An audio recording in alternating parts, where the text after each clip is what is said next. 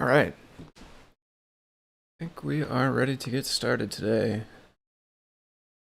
Let's pause this preview. Make sure the chat is on top.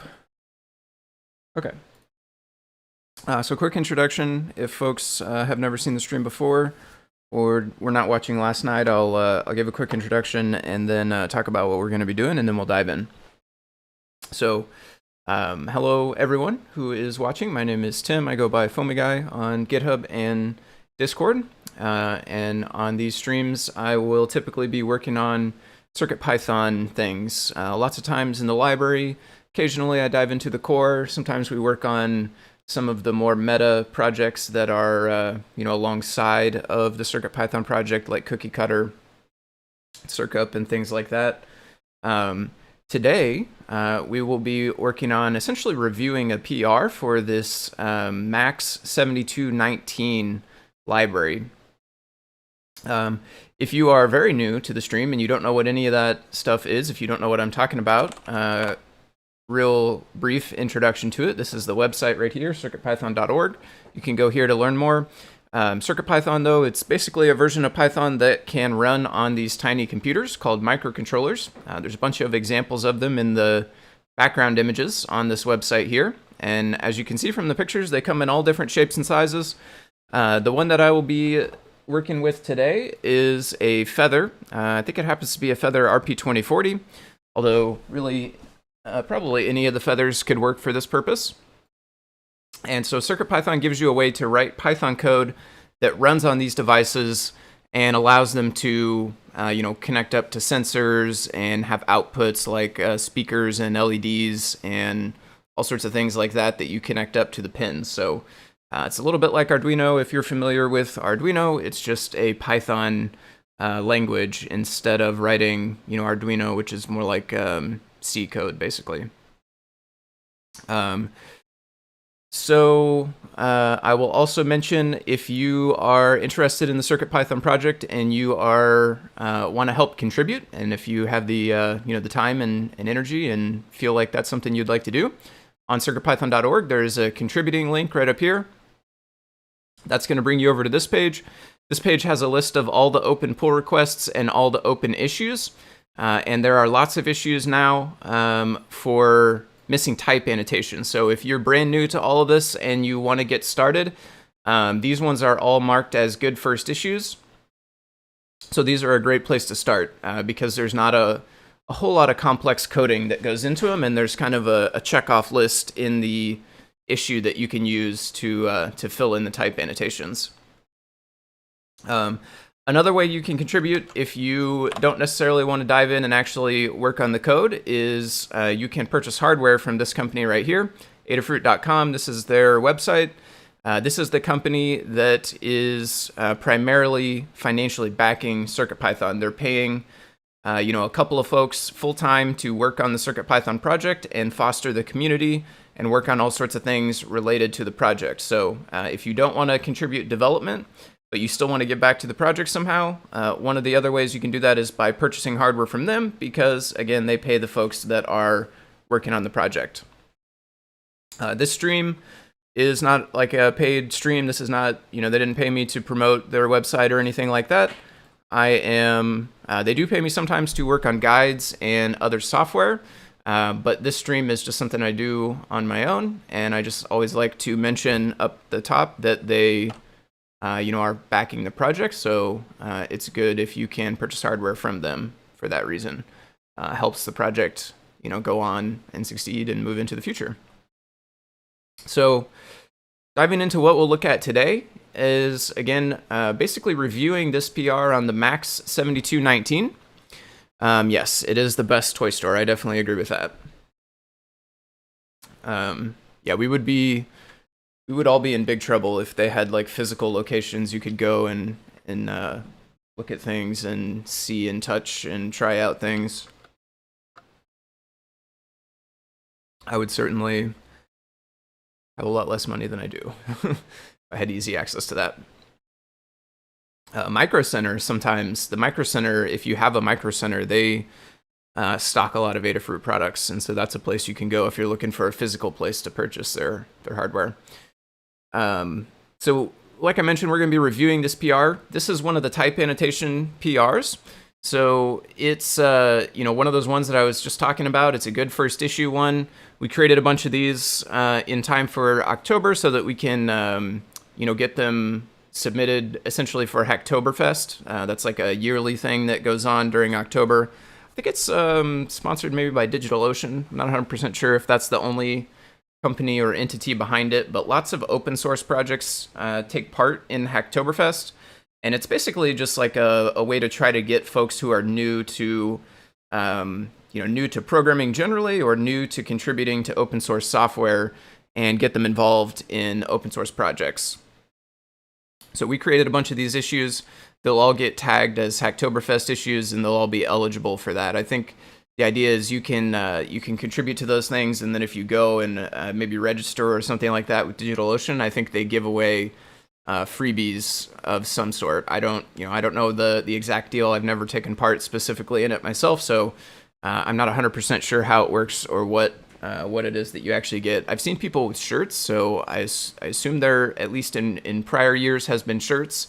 Maybe there's something like that this year as well, but again, I'm not certain on how all of that actually works. But if you search up Hacktoberfest on Google and find a page for DigitalOcean, it'll probably give you some more details about it. So this is the first one of those type annotation PRs that has gotten completed. So shout out and huge thanks to this GitHub user, Flantastic Dan. They were the person who did this one. So what we are trying to do essentially is test this out and just make sure that it runs fine on a CircuitPython microcontroller. So if you if you know anything about Python typing, you know that it should not really affect the way that the code runs. But we want to test this out anyway, just to be, super duper sure that it's not going to cause any issues. And so this particular library is a library that is a driver for this chip right here, which is a Max 7219, just like the name of the library. I don't know if I'll be able to get it to focus. I don't want to mess around with the focus too much, but this is a Max 7219 chip. And it's basically a chip that drives LED matrices. It can drive a bunch of different LEDs. So we have this LED matrix right here. It's 8x8. And this chip will allow us to drive this matrix and be able to put different pictures and scroll text along it if we wanted, and just light up the lights in various different ways.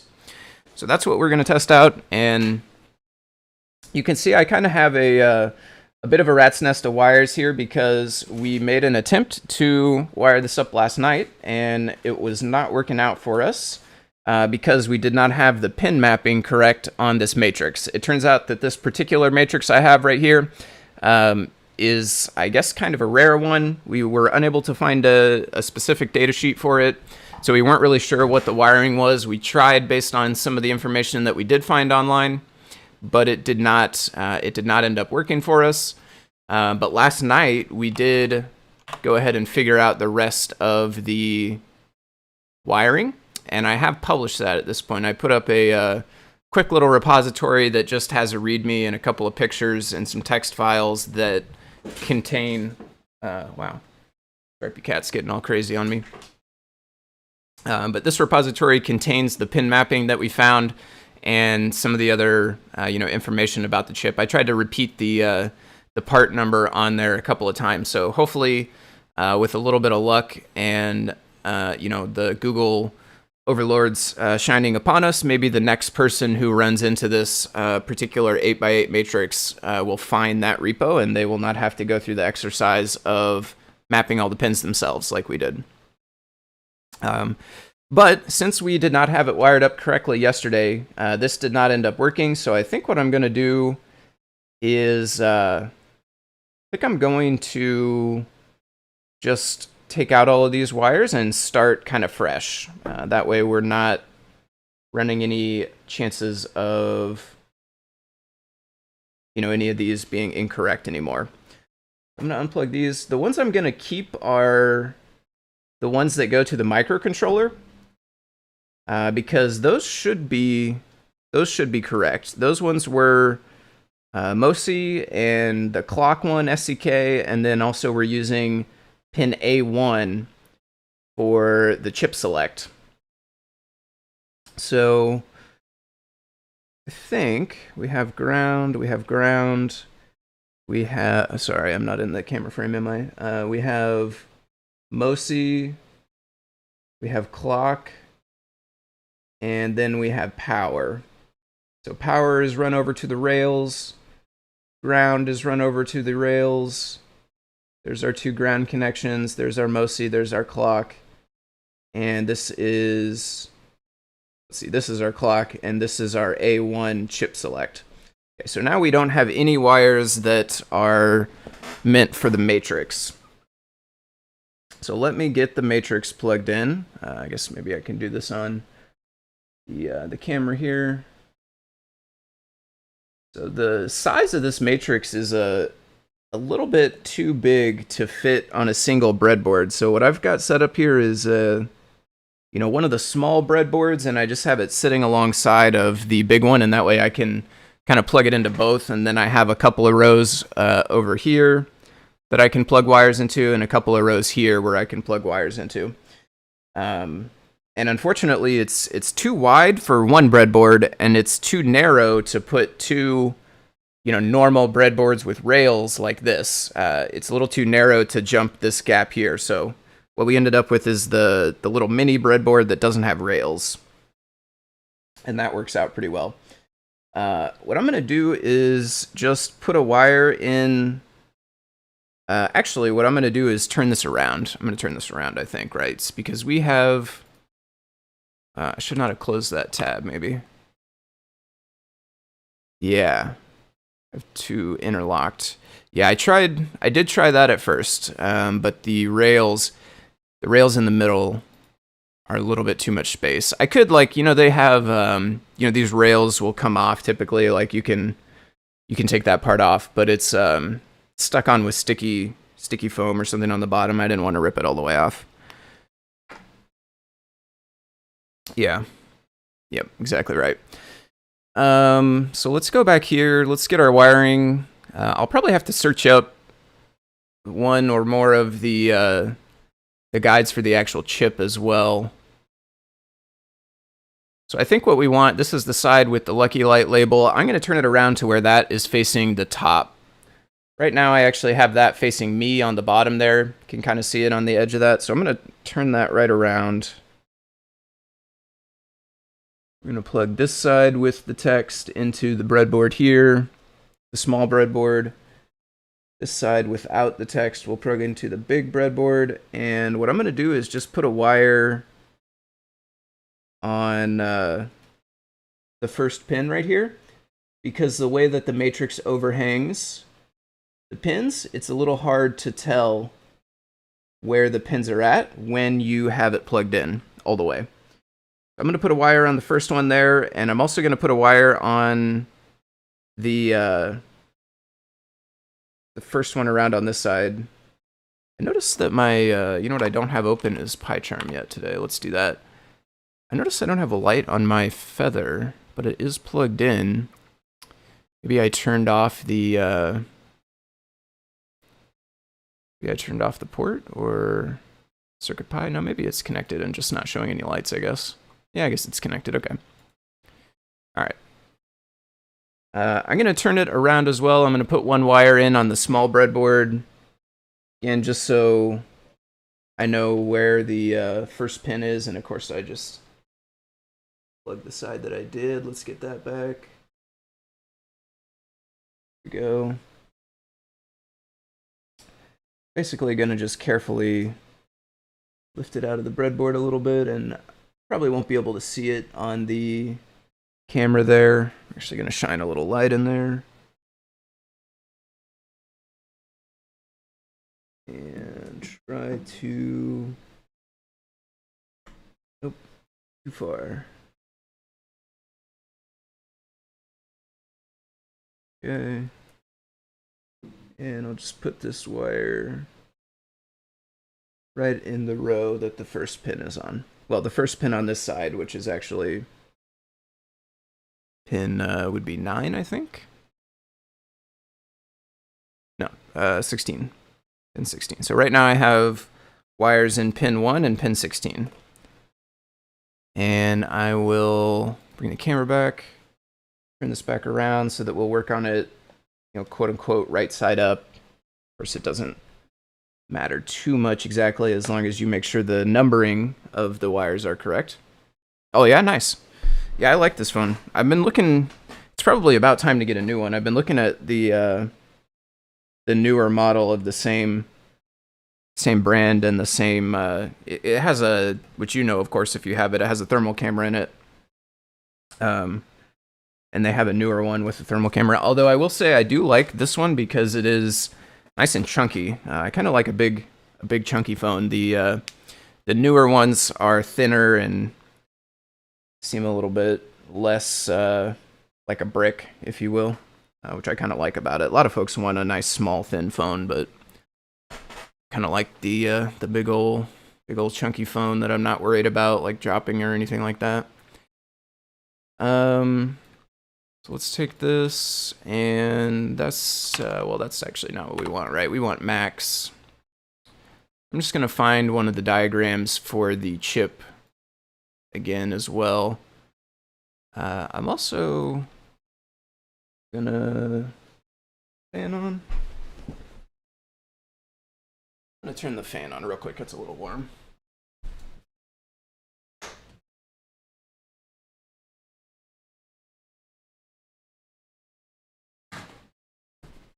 All right. That's a little better. Get some air moving. Okay, so we'll copy this. I should have probably pulled some of this stuff up before I started, but here we are. Let's see. We'll go max. And so we could probably find the data sheet for the chip, but if you watched last night, oh dear, had battery trouble. That's no good. Yeah, I've had mine, boy, it's been, gotta be coming up on 5 years or something at this point. I haven't had any issues with it. I will say the battery, it doesn't last super long as far as phones go. It's like maybe 2 days depending on usage, but luckily I have not had any issues beyond that. So what we want to find is one of these that has the full wiring. Yikes. Yeah, that's no good. I have definitely seen some phones that have done that before. I did, for a long time, part of my job was writing applications that ran on phones that are inside of retail stores. And we always had a bunch of test phones around for that. And we would occasionally have some that got pretty bad like that. I'm going to pull up a couple of these different wiring diagrams, and some of the order is not quite going to work for us, but we'll be able to use the numbers.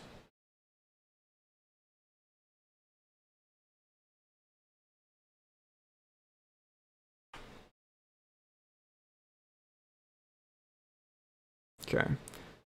So essentially what we want is rows 1 to 8 connected to segments A to G.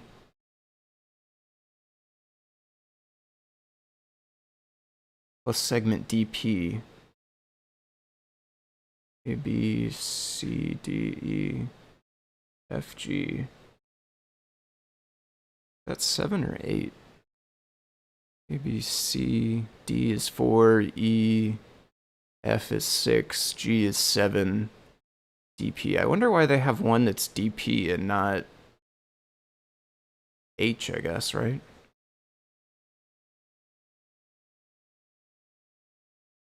So rows connect to segments A through DP, I guess. And then columns connect to digits 0 through 7.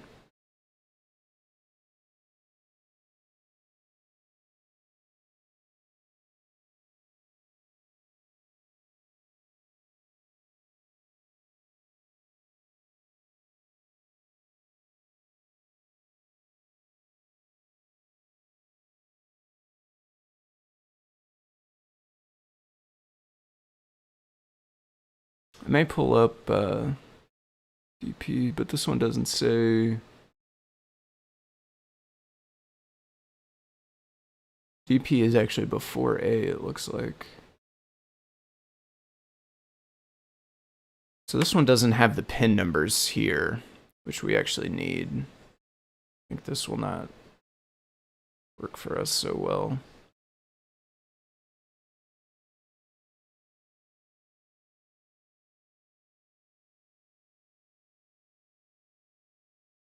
Here we go.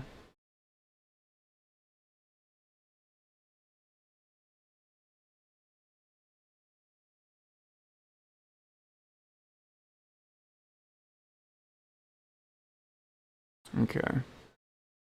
This one is it's actually backwards. I guess it depends if you have common cathode or common anode, maybe? Is it this one has rows on digits, columns on segments. Is that backwards? Or maybe that was the same, actually. Yeah, it's definitely a spicy pillow. Got to be careful with that. Definitely keep it away from, like... Sorry, that might have been loud. Accidentally bonked the microphone. Got to keep it away from, like, anything sharp, especially. Big fire hazard. Okay, so I'll work from this one a little bit. I'm also gonna grab this little cheater one that Deshipu made us last night, which was very helpful and very much appreciated. So if you did watch yesterday, you know I am not great at reading data sheets and pinouts and things like that. Like, I'm a very color visual kind of like wiring, what's the name of that program? I'm drawing a blank. Program that lets you map out like breadboards and stuff, like would have been what this was made. Fritzing, that's what it's called, fritzing. This is kind of like my comfort level, more so than stuff like this. But I think I actually do understand enough of this now to be able to do it from something like this as well.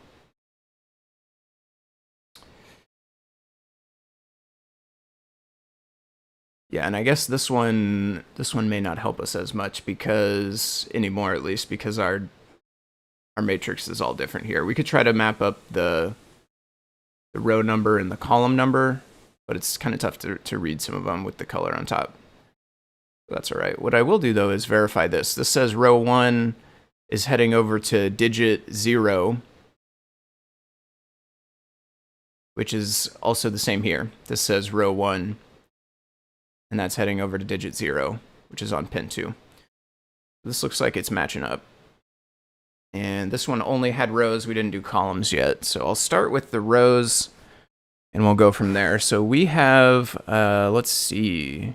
Let's get back to this one as well. Okay, so row 1 is pin 16, which is what we currently have the green wire in right here. This is pin 16. Where did that go? Too many tabs already. There it is. So row 1, pin 16, that is going to be going over to pin 2 on the max chip. I'll pull out this one as well. Kind of keep the 3 of these up here for reference.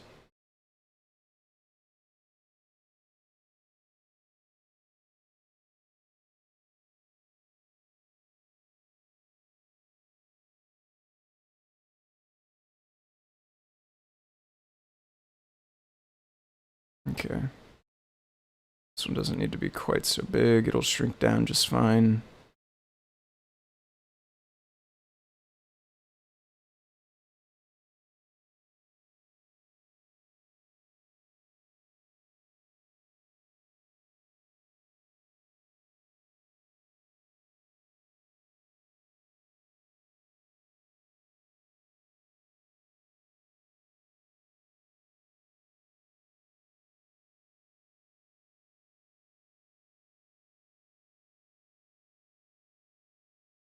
All right.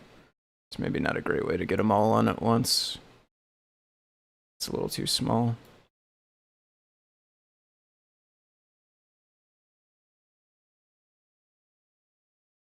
There we go, that's pretty good. Scoot this up a little bit and keep it in frame as best I can. Okay, so pin 16, which is row 1, we're going to digit 0, which is pin 2. So on our Max chip, it's probably hard to see in the camera, but this is the side with the little semicircle, and the top side up here is the side with the dot. So that's where pin 1 is at, which we currently have connected to MOSI. We're taking pin 16 on the matrix and going to pin 2, which is going to be the row next to pin 1. And maybe we'll go one at a time here. Let's go row 1 is now connected. Let's also connect column 1. And then we'll see if the code is working. So column 1 is down here. This is on pin 1 of the matrix. Column 1 connects to seg DP, which is pin 22 on the chip out of a total of 24. So that is going to be back around by near pin 1, but on the opposite side. We already have actually this wire plugged into pin 1, 24, 23, 22.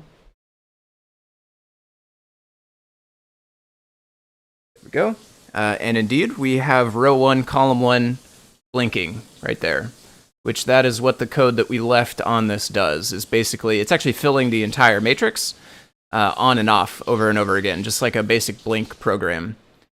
So this is looking promising. We have row 1, column 1 hooked up. So let's just keep going in order here, I think. Let's do row 2 and column 2 next. So row 2 is going to be the one next to row 1, of course.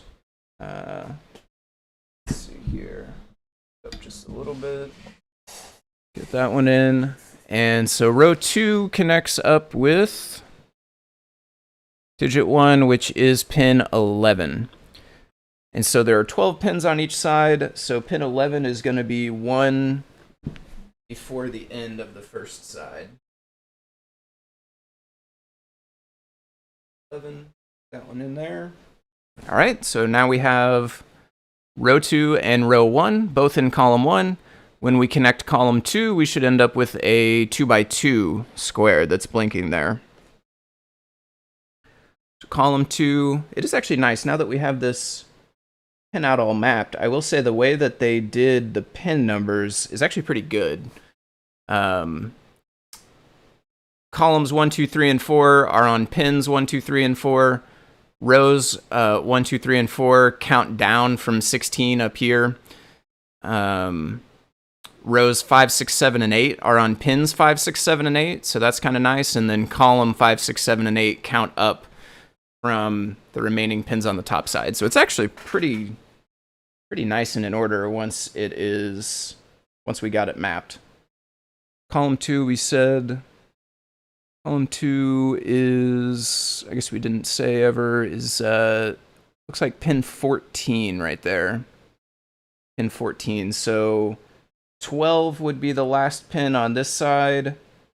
13 would be the first pin on the next side. 14 would be the one next to that. Plug that in. And indeed, we have a 2x2 square blinking now. Write a test pattern. Yeah, I think I'll try to get it wired up, and then we'll play with the code a little bit.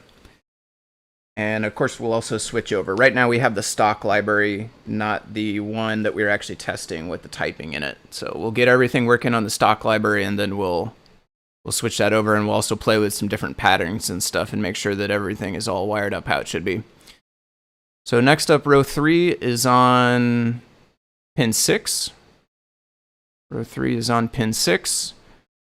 So, let's say 2, 3, 4.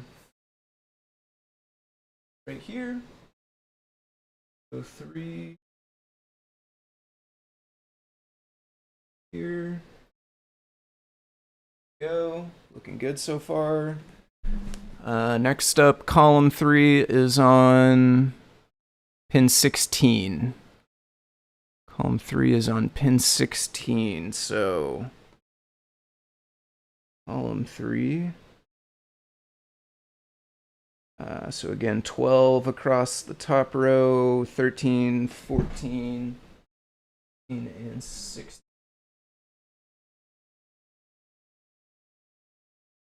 There. Okay, we're looking good so far still. Got a 3x3 patch now. Let's go row 4, actually. Row 4. Row 4 is on pin 7. Row 4.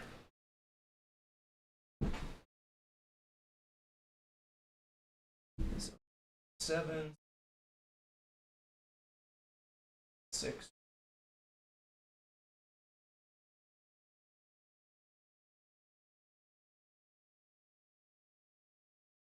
Okay, perfect. 3x4. Let's go column 4. Column 1, column 2, column 3. So these numbers are on the left of the line. Column 4 is this line. And that is headed to pin 20.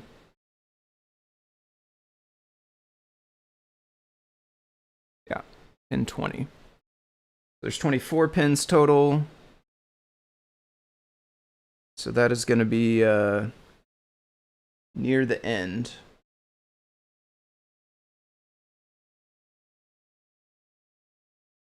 It's not quite. Yeah, I guess it is pushed in all the way. Okay. Column 4, so 24 would be the last pin over here. 23, 22, 21, 20. That one. I'm actually going to scoot that over a little bit. Right there. And so we have 4x4. Still looking good. So I'll keep going with rows first, but we do jump down to the bottom side now. So row 5 is down there, and row 5 connects to pin 3. Yeah, row 5 connects to pin 3.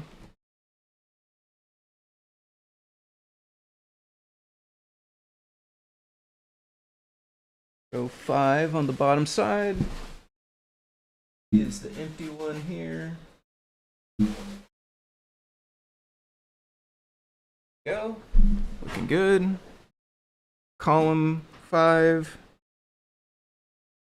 is pin 23. Second to last. 23. Column 5 is up here.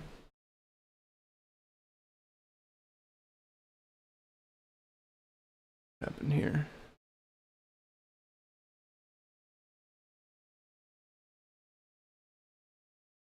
Okay. 5. 23. Used one of the longer ones for this. That's right.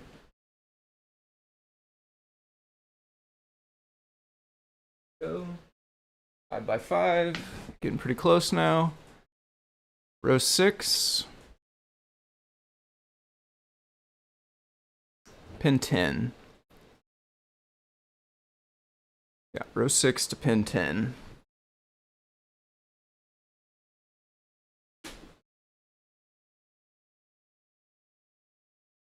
So there's 12 on each side, so that's going to be 12, 11, 10 back from.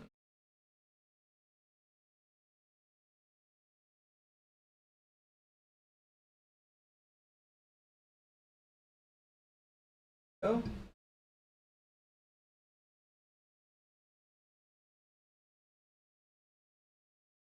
A little tight.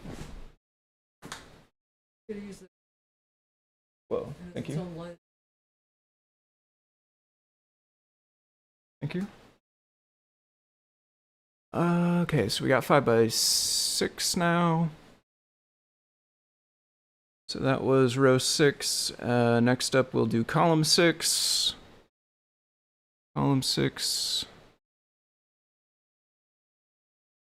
Pin 21. Yep, column 6, pin 21. Columns are back up here now.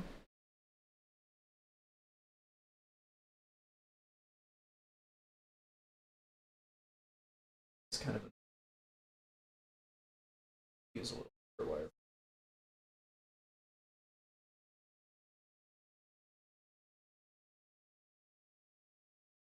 Some more right here. Pin 21, did I say? I think so. Let's just double check though. Column 6. Yeah, pin 21. So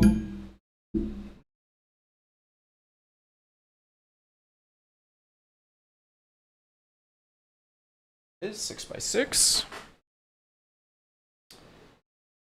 Row 7. Pin 5. Row 7 goes to pin 5. And this is on the bottom. 7. And 5. That's our one with an image there.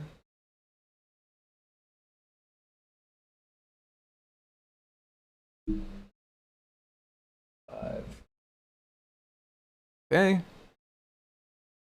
Column 7. Get some more wires ready here. Let's leave black out though. Maybe we won't want to do another ground wire. Column 7.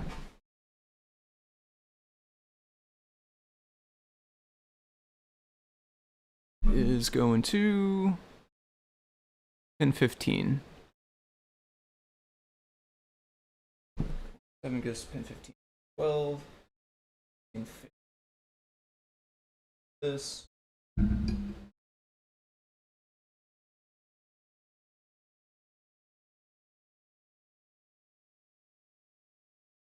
Okay, we're very close. Got 7 by 7. 2 more pins. Row 8. Pin 8. Oh, that's nice. That's a real nice one. Row 8 is pin 8 on the matrix, and it goes to pin 8 on the chip. That one's easy.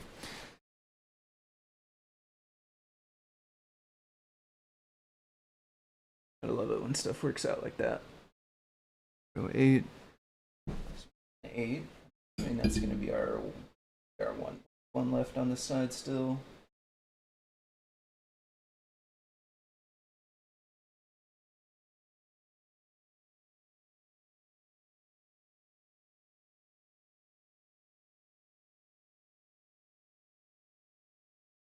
Okay, yeah, it is our one there.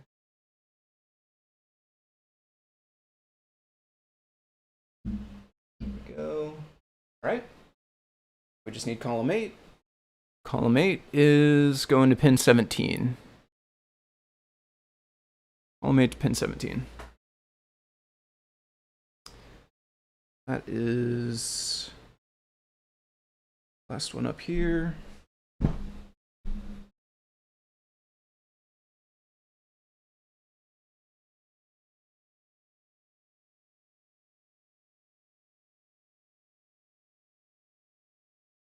There we are. Wires out of the way, best there.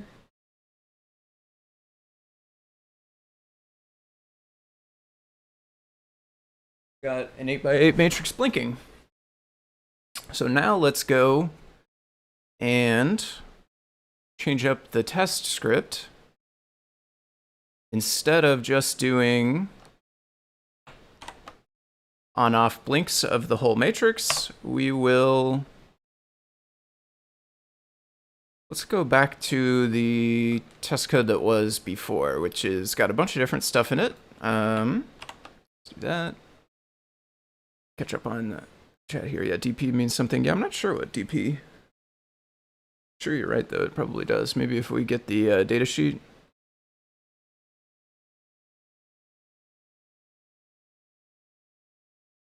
Okay.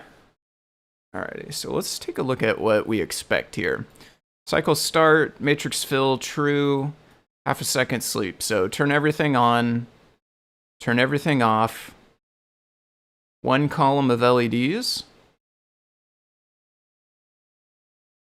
Single column.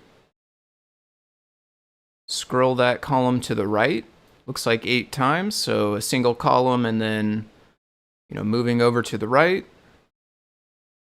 Show a string, one character at a time.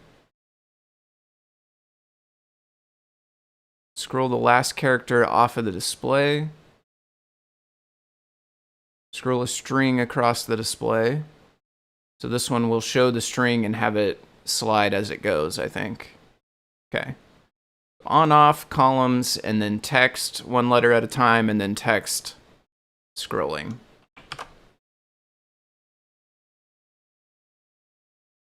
And I don't remember, did I put the font back? We might crash without the font. Let's see. There's our columns, which are actually rows in our case, I guess. Adafruit, so we're actually, we'll call it this way.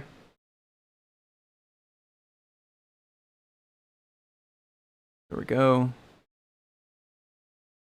Maybe I can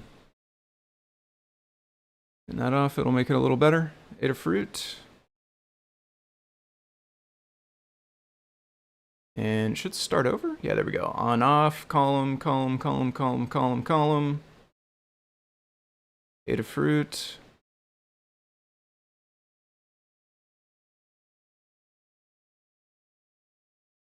Scroll it off.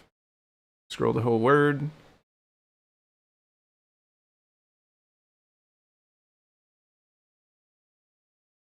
Looking good. Adafruit, there it is. Yeah, that's the whole cycle. All right.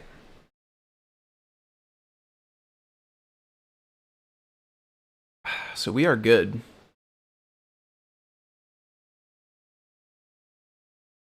It is 90, is it 90 degrees off from the way we had labeled it though?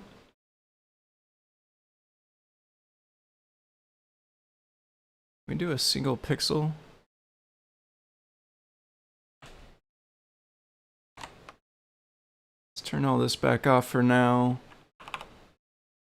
Let's do pass for now. Pixel. Okay. Cat's stuck in my chair.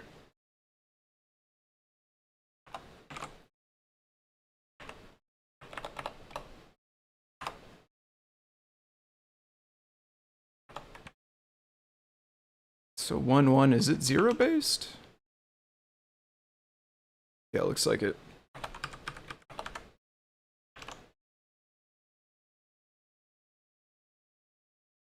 Interesting. So the way the library is set up,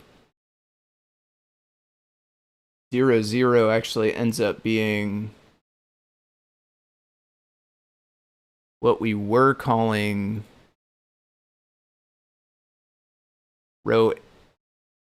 column 1, row 8, because we were labeling them in this orientation. Interesting. But all the text and everything does still work. Is there like a high level rotation in the library? Can we just, I mean, it doesn't matter that much, right? This tells us it's working, is really what we're after, but I'm a little curious. Oh, that's weird. I can't click on the top 2. Huh. Up arrow, maybe?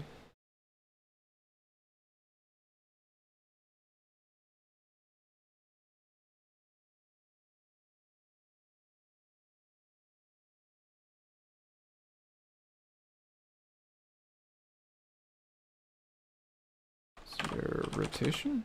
Rotation? Nope, doesn't look like it. Huh.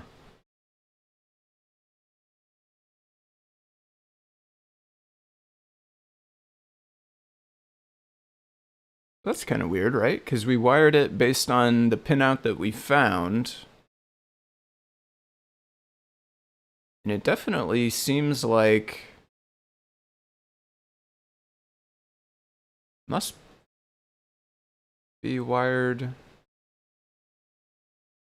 correctly? Could it be wired 90 degrees off?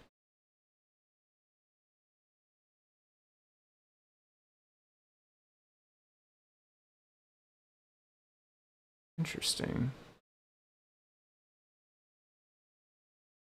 I'm not sure why we ended up changing 90 degrees. I don't think it's that big of a deal though.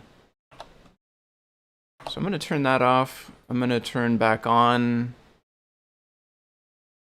Actually, you know what I'm going to do is I'm going to play with this just a little bit. I'm going to make another sort of test part in the cycle for row in range 8. Buddy? Go to kitty sneeze. Range 8. For call in range 8.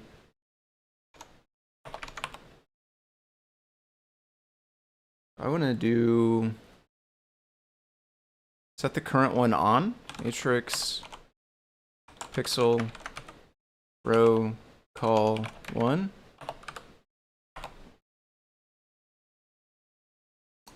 Matrix.show. Matrix.fill 0 show. This will count upwards. Oh, but it will go really fast. Yeah, we want to be interesting. You could make like a music equalizer or something. Let's go time. Maybe we'll do that. I do these backwards.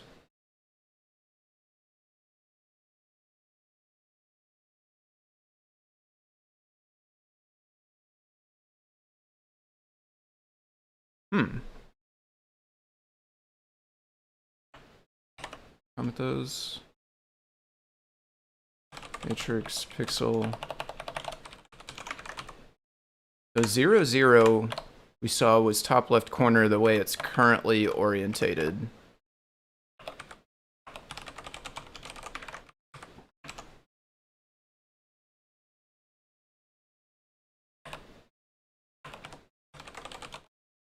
Pixel 1, 0.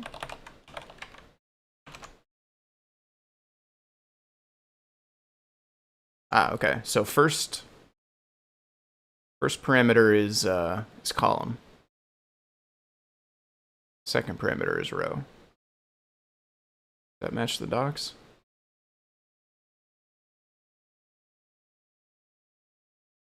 Yeah, okay, they call it an XY, but X would be the column, Y would be the row, so that does make sense. Maybe we should call ours X and Y instead of row and column.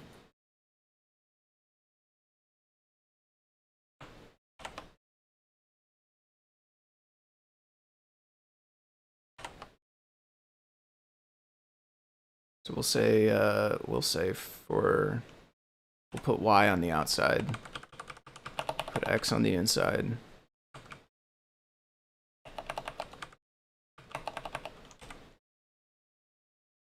This one should count horizontally.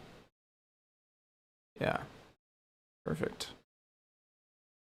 Okay. Much faster can we get this? That's kind of nice. I like that. So can we turn off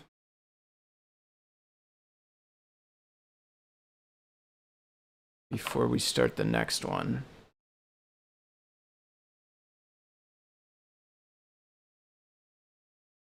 Then we don't need this anymore.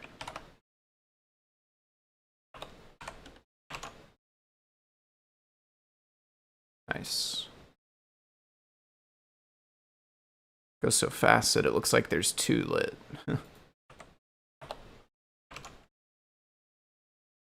There we go. It looks more like 1. Still kind of looks like 2 on the camera, but it looks more like 1 in person. That's kind of fun. All right. So yeah, we're definitely working good now. The orientation is not quite what I had expected. So I don't know if that means...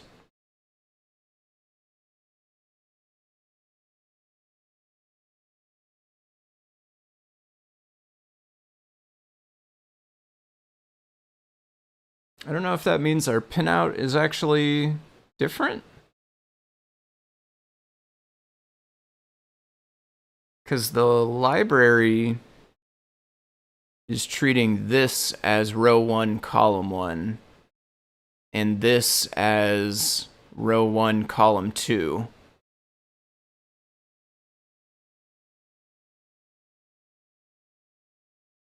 But when we mapped it,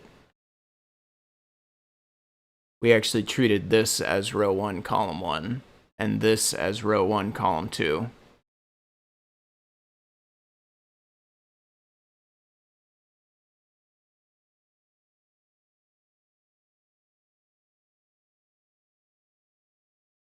So I wonder if we would want to go back and change this, or maybe if just all of these are 90 degrees off, or maybe it's customary to start counting on an edge without pins. That could be as well. I guess like where you start counting from is pretty arbitrary, I suppose, right? Does change the pin mapping though. But I do feel like this is close enough, right? This gets somebody, if they were to stumble upon this and wire it up, they would probably be able to figure out what's going on pretty easily. And it seems like it is working with the library. All of our text and everything works, which tells me that aside from being 90 degrees different than we expected, it is wired up in a valid manner at least. We're not ending up with like letters that are all jumbled up or anything like that. So let's go and put back the simple test, and then let's swap over to... I'll leave this in actually, but let me put back the regular simple test as well.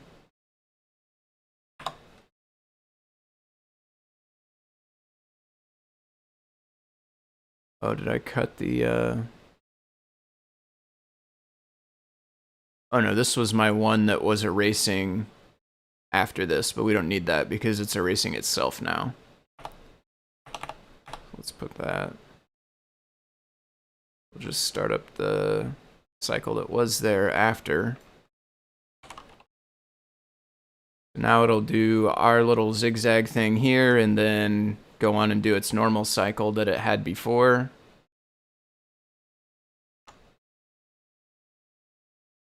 There goes our part. Here's the normal part, on, off. Does it start on column 1? Oh yeah, it does. Instead of column 0.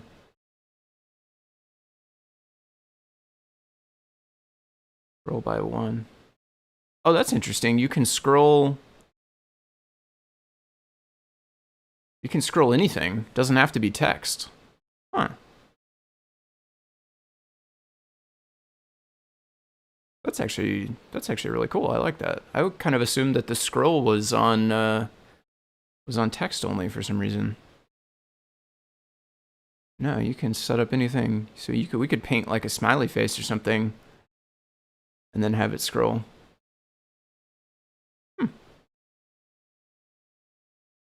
Okay. So now, what we will do finally, that we have all of this working, is we will take the code from the PR. And what did I change?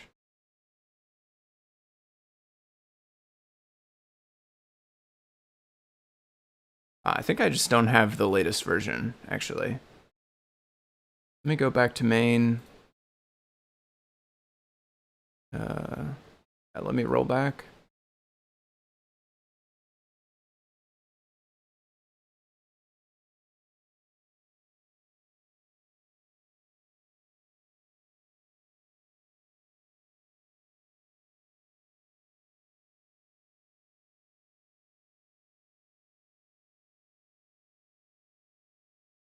Pull back those, go back to main. Can delete this because we're going to check it out again. It doesn't, when you check it out, this is one thing I've noticed, when you check out a PR like this, GH PR checkout, we need the number actually, list, type annotations 35, checkout 35. Oh hey, there's a PR for adding rotation. Checkout 35. Maybe we'll review that one as well. So we have the circuit all wired up. I think this had... Yeah, this had the changes. I think I made those changes locally and then mentioned them to the person who made the PR. And then they put them in on the actual branch. So we're going to take this library now that is from the PR. Copy it. We're going to go to our device. We are going to get the serial console first.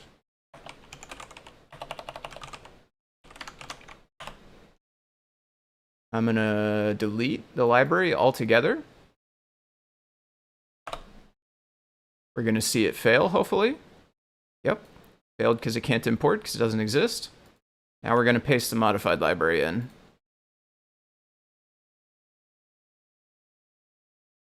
And we are looking good still.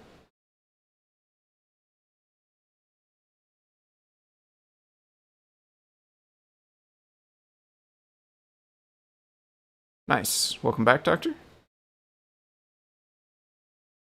We are good here. We got, while you were away, we finished up testing out the simple test. I also added some new stuff to it. And I don't know when you got back exactly, but I just pasted in the modified version of the library from the PR. There we go. Cycle back around to the top. That's going through all the simple test code. So we are looking good here, I think. So let's go leave some feedback. We can actually leave feedback from the terminal if we really want to. I think let's just... let's do it in the browser, though, I think.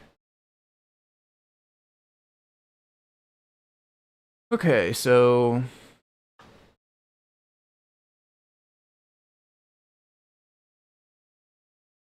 this one got resolved.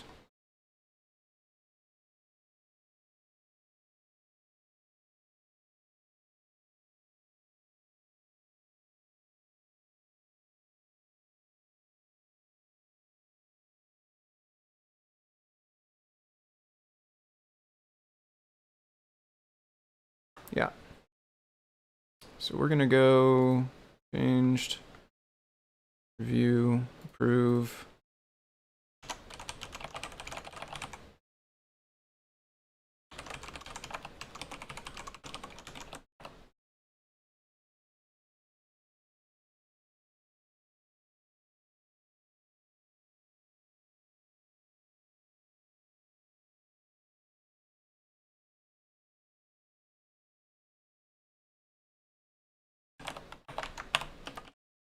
Mention that we tested it, what we tested it on.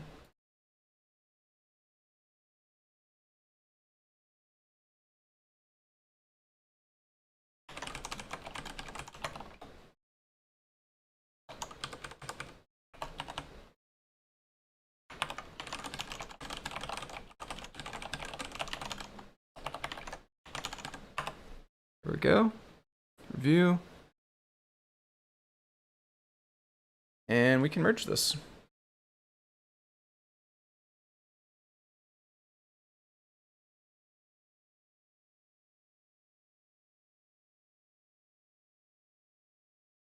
And boom, there we are. We have now the first one of our new wave of type information PRs merged.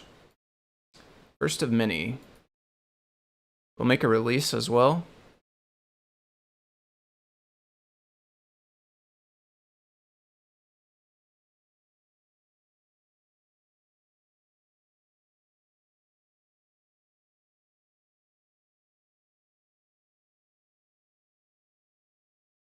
We have to make a release, otherwise it won't, the new version won't go into the bundle. Which I guess doesn't matter too much in the bundle. Well, maybe, I don't know. If you copied it out of the bundle and you're using PyCharm. Because again, this typing stuff, it doesn't change the way it works on the device. It's essentially just for help in the IDE. 134 was the previous tag. So we'll go 140 maybe. It doesn't feel like a bug fix, but it's not a breaking change. And it's kind of a new feature. It's not a new feature in the API, but it's a new feature in the development experience. 140. Typing information.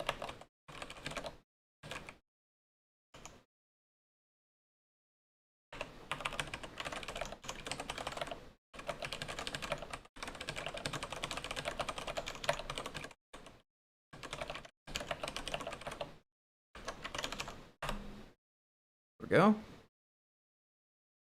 Just quick once over. Stuff's all looking correct.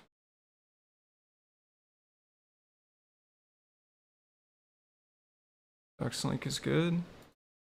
Yep. Okay. Publish. All right.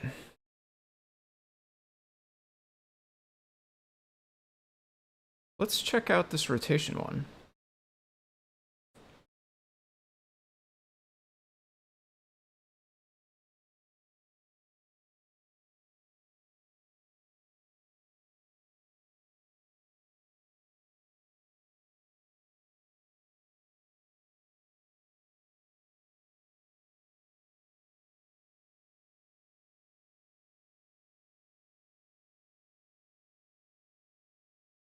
Okay. Looks like, unfortunately, the author of this one is no longer around working on it. Last time they replied was May. Jose replied back to them June 1. The next day? May, June, July? Yeah, next day. Then they never did reply again after that.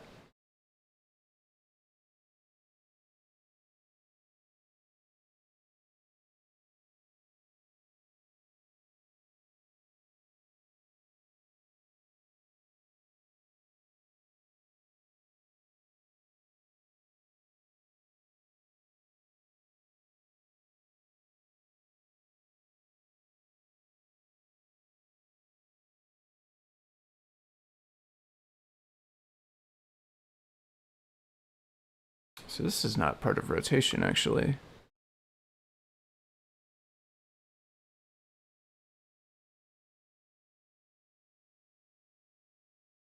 Transfer time one from one screen to another.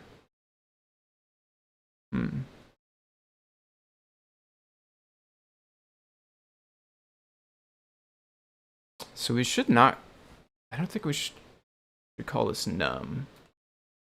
If it's for rotation. Maybe it's not, though?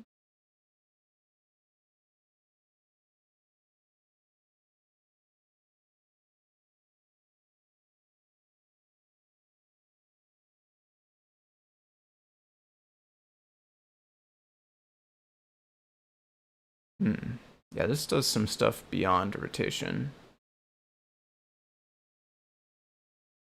And it has an example for a multi-matrix, which I don't have. I think you would need another max chip, and I only have one max chip. I do have an extra matrix, but... Okay. So there's actually a lot more to this PR than just rotation. It does look like self.framebuff dot rotation could change this, though. Camera go. Camera.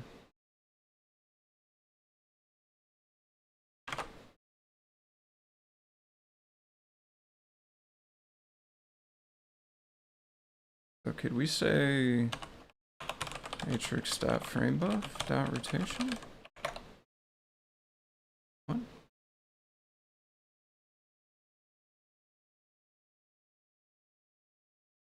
No. There's no attribute frame buff.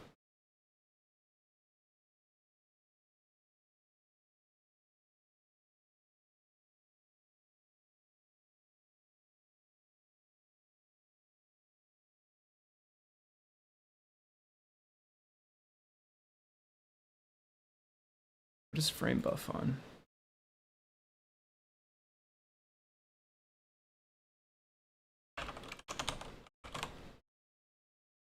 Buffer. Class max.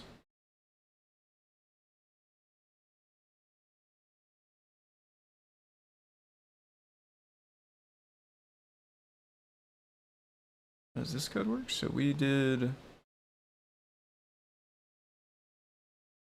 matrix equals C's.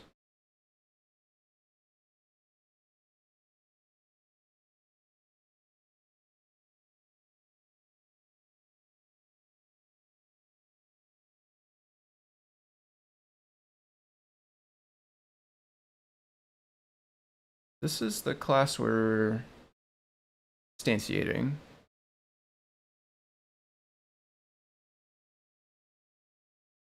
Right? Yeah. It extends max 7219. Why do we not have frame buff then? This says self.framebuff. Did I spell it wrong?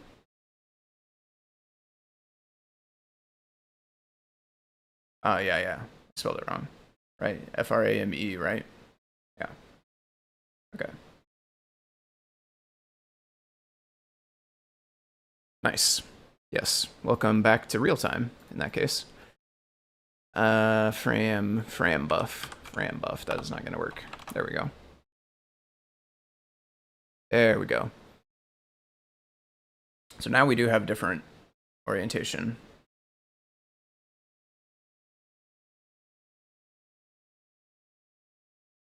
Still not the orientation we thought we were in originally, which would be like this.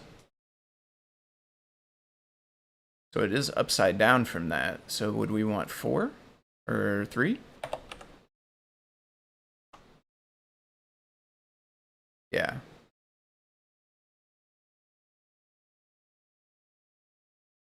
There we go. This is actually...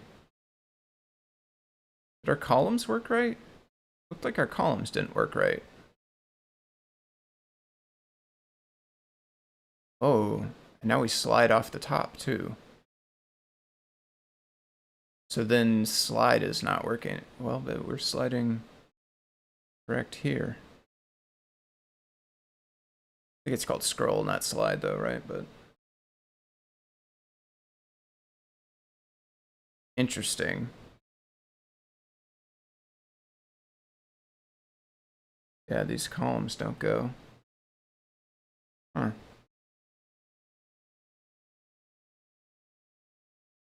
And also the T scrolls up. But then the Adafruit scrolls left.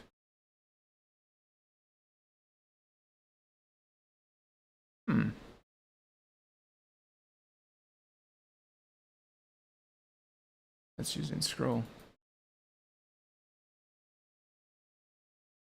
That is bizarre. So I guess it would need to scroll in that direction if the rotation changed.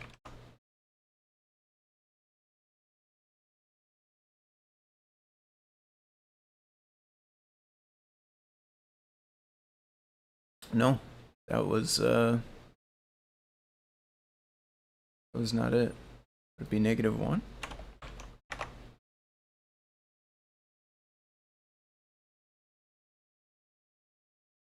Yeah.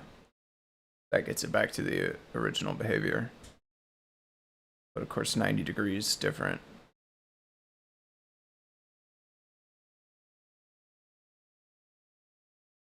Still the T going up though.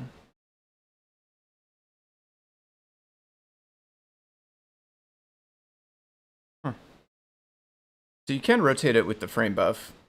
And it's not private or anything, so I guess you can do it as long as you know about it. It would be nice to have rotation property directly on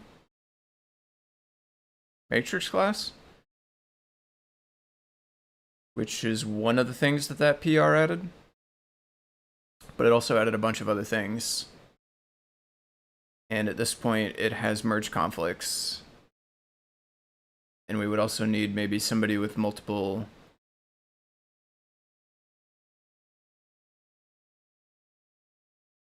matrices, although display string, yeah, I guess display string.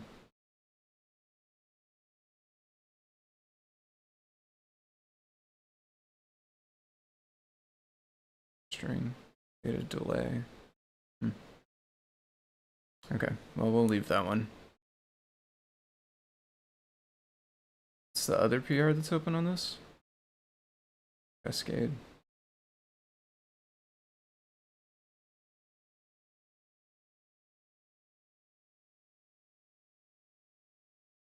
Dated.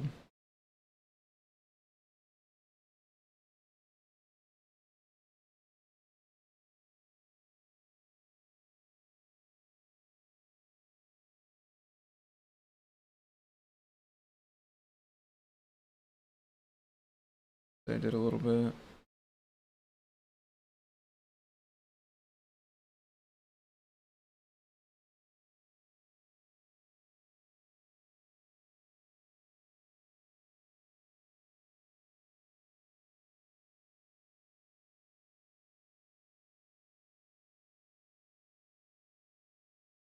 Okay, so this is for the 4 in a row there.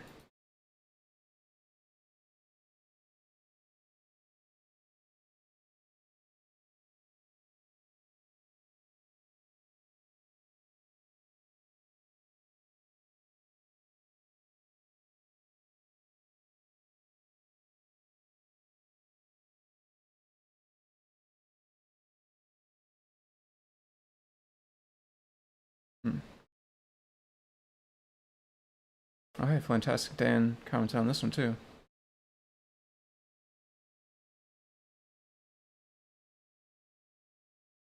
Test it out, can't seem to get it work.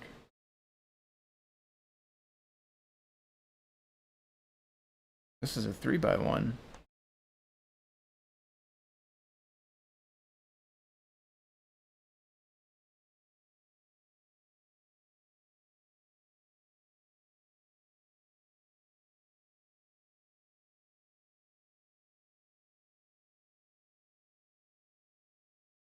Yeah, I think that's fine.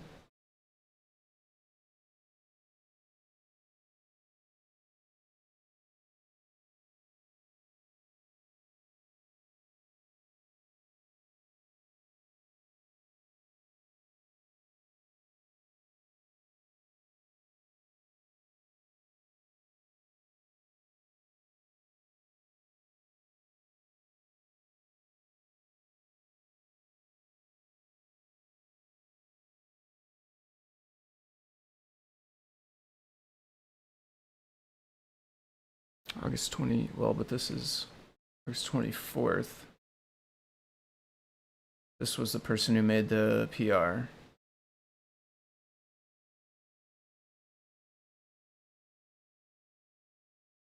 That's about a little over a month ago. Month and a week.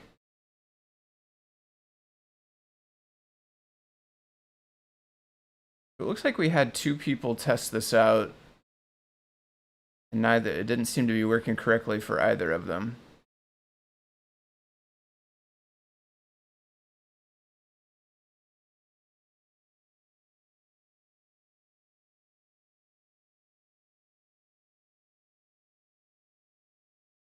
And OP has not responded since then. This one has merge conflicts now. So yeah, I think reply back to Dan here.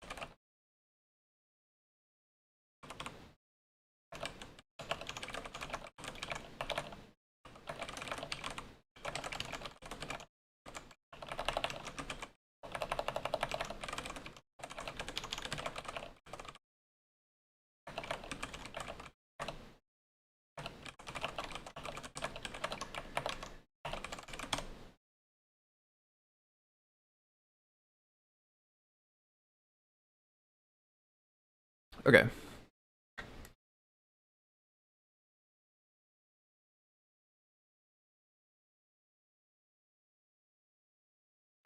Type annotations is done. I don't know if there's a check all, or if it's really worth checking all of these. They were all in the PR anyway, but always feels good to check things, right?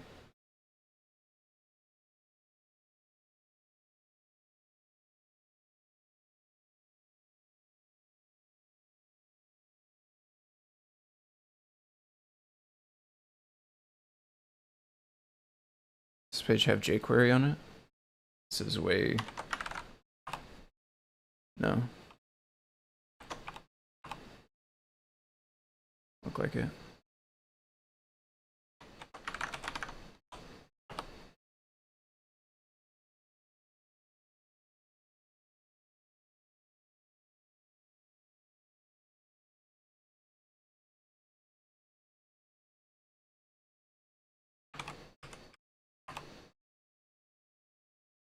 Oh, maybe.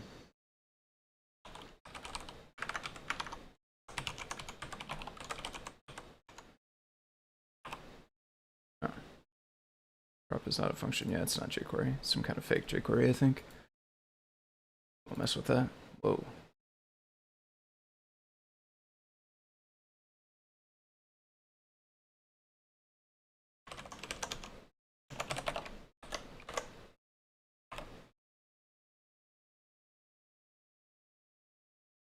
All right.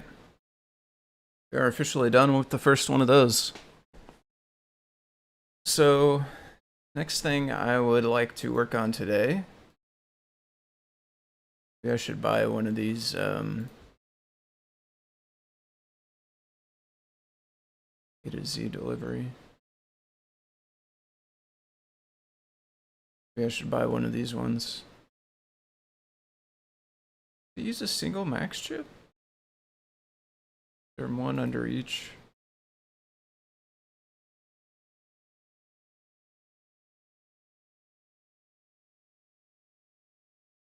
Looks like there's one under each thing. Yeah, this is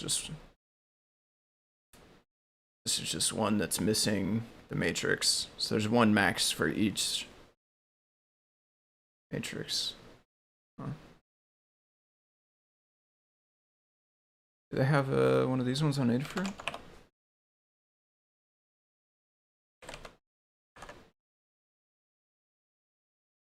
Not quite.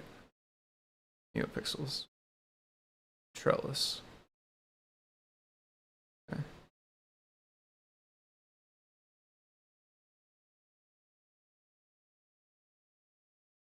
Maybe I'll pick up one of those if they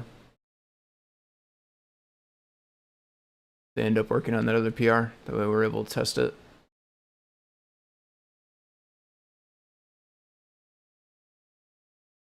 Close up a couple of these. Don't need edit release. Do the release actions work all right? Yeah. Your shells is fun.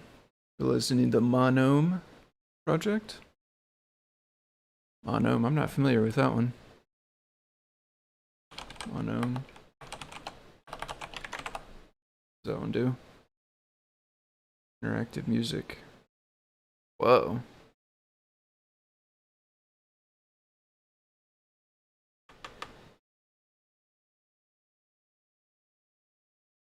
Neat. That's pretty cool.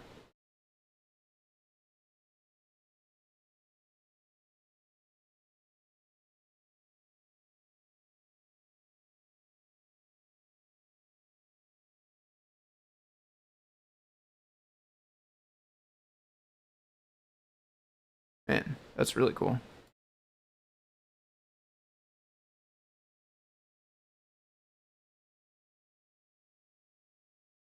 Like they have a couple of different things. But I assume this big button, this thing here is what you're trying to make? Nice.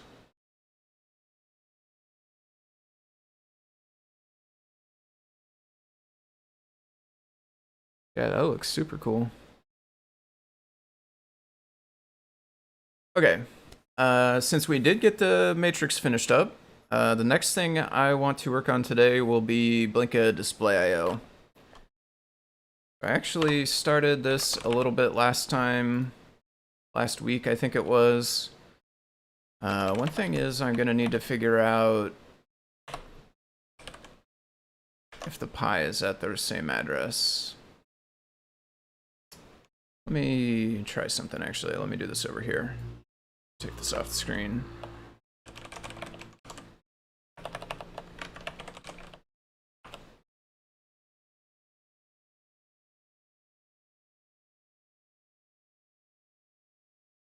Copy. Clear. Bring that back. Did it connect? No. Pi is turned on. Just not at that IP. Alright, so how am I gonna find the IP of it?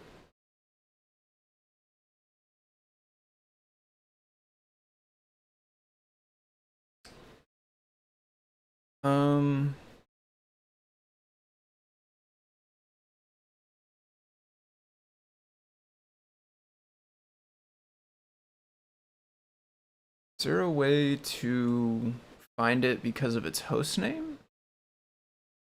And its host name known? Can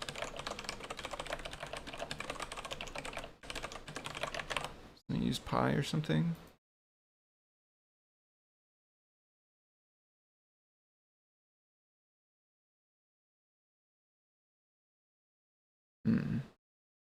Not by default. Like, so you set it up.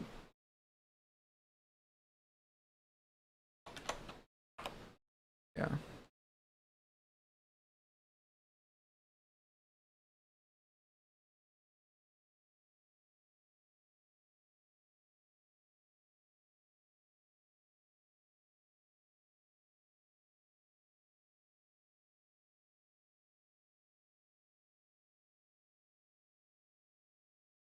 It's like not by default. Okay. So we need to know the IP. And to get the IP, you're gonna have to plug it into a screen. I'm gonna do that over here. Probably will not be on camera or nothing will be visible to you all. Back in a minute. Host name and then we'll have the IP? Let me try that.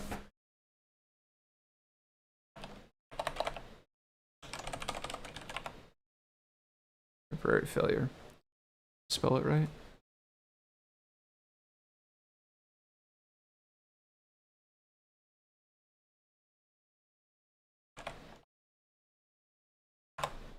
No. Okay. Let's set up here. Plug in the HDMI cable. Switch the HDMI source on this TV. Not to wreck anything.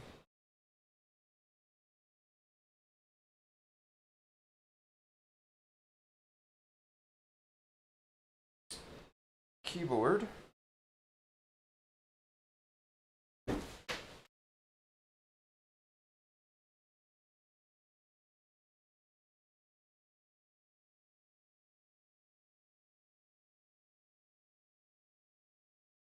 Word.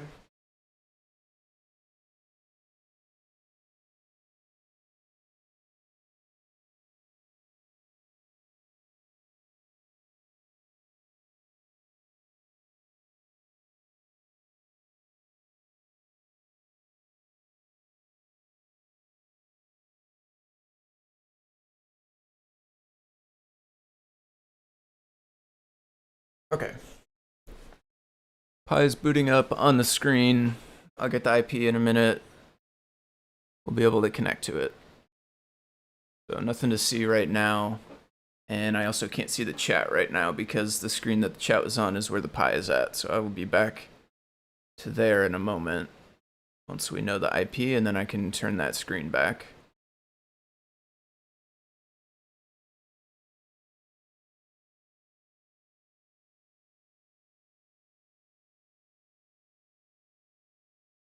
Very hard to type on a regular keyboard now.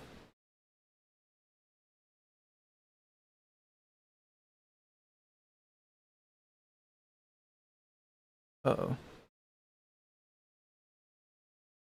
We have caps lock? No?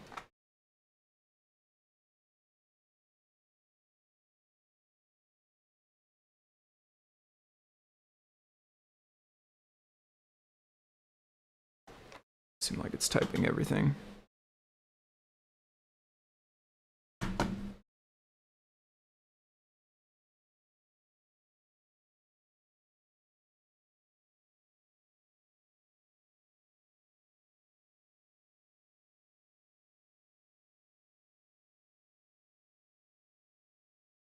I forgot everything that time either.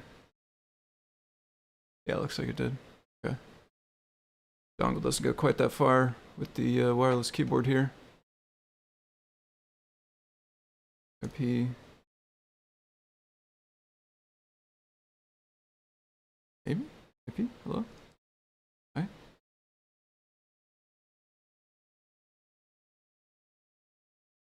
Oh, okay. IP? Header? Nope. Yeah, I'm like right on the edge of the keyboard. It does say 132. Maybe it just wasn't booted up right or something. It was powered on, but...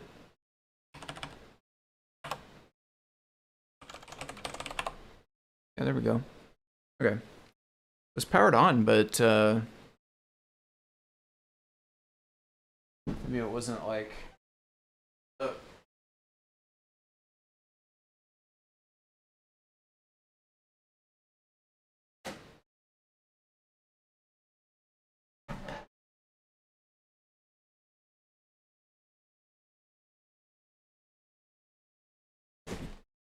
Okay.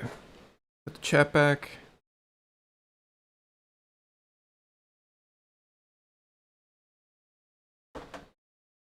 There we go. Chat's back. Yes, I am on Linux. HDMI catcher. That would be nice. Would be nice. I guess I was looking at getting the same camera that Scott has. That camera seems pretty good with its like product focus mode or whatever. And in order to get that plugged into Linux, I do need a HDMI capture device. If I had that device, I could use it for other things as well.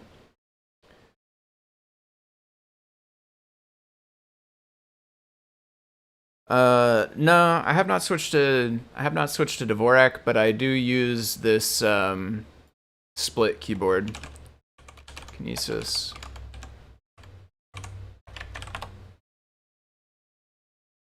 I use this keyboard, which is it is still set to QWERTY. You can change it to Dvorak, but I have not learned Dvorak. But it's, you know, it's obviously just way different. It's like two totally separate halves, and it's ortholinear, so like all the keys are vertically right on top of each other and not staggered. Whereas like a regular QWERTY keyboard, they're staggered. Like, you know, the Q key is not exactly on top of the A key. It's like over to the side a little bit. And all the keys are like that, staggered. And so I can't do staggered ones very well now because I've gotten used to ortholinear. Yeah. Yeah, I would say give it a try. Like I really like the I really like this Kinesis, and especially I would say the ortholinear, like having the keys right on top of each other, is the thing that I like the most about it. Honestly, like the C key, especially, is so much easier to type correctly. There's a couple others as well, but I would say if you have an opportunity to try one out, ortholinear, give it a try. Yeah, there probably is. Probably is. It's probably something more fancy than staggered, but offset maybe. Okay, so we're connected to the Pi. So actually, I have this other fancy thing to run. Maybe I can. Let me Let me do it over here. I want to history grep. Okay, that's not so bad actually. Put that back. Started using this thing.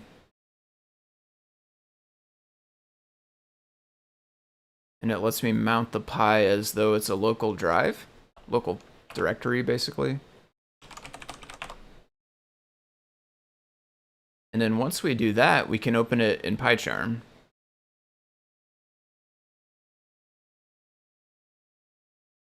And we can open folders that are like on the Pi as though they were actually on my computer.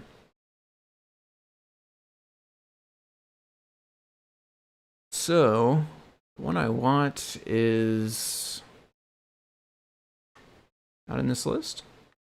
Oh, there it is.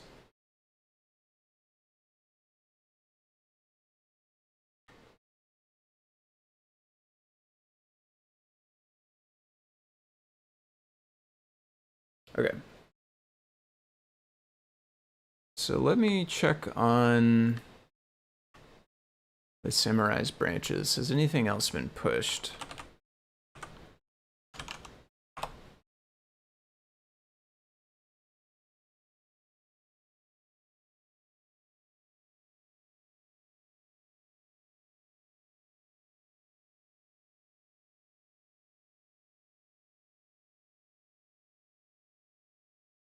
Six days ago. 7 days ago. Okay, I don't think anything has been pushed since then. Locking refresh. This is the one I want to use right now.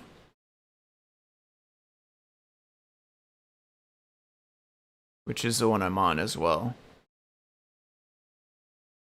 Staggered layout? Yeah, that might be it. Definitely could be it.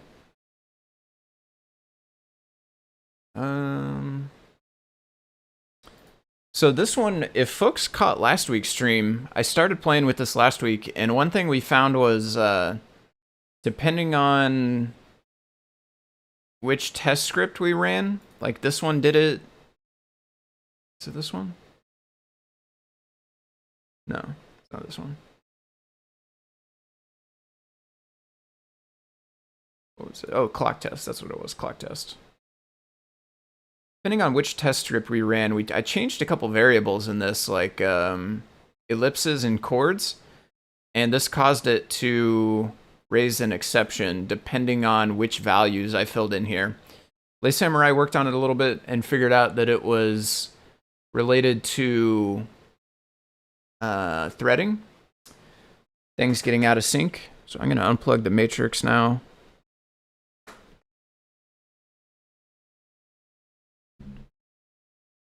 Scoot this out of the way. Put our Pi here. I think I may need to rotate the display now.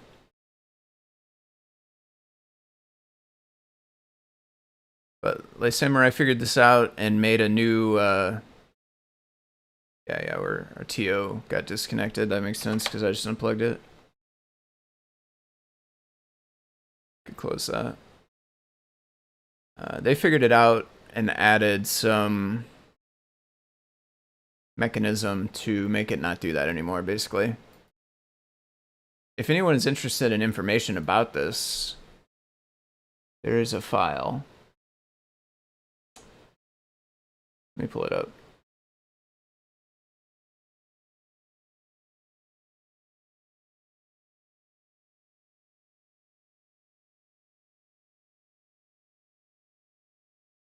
Wiki.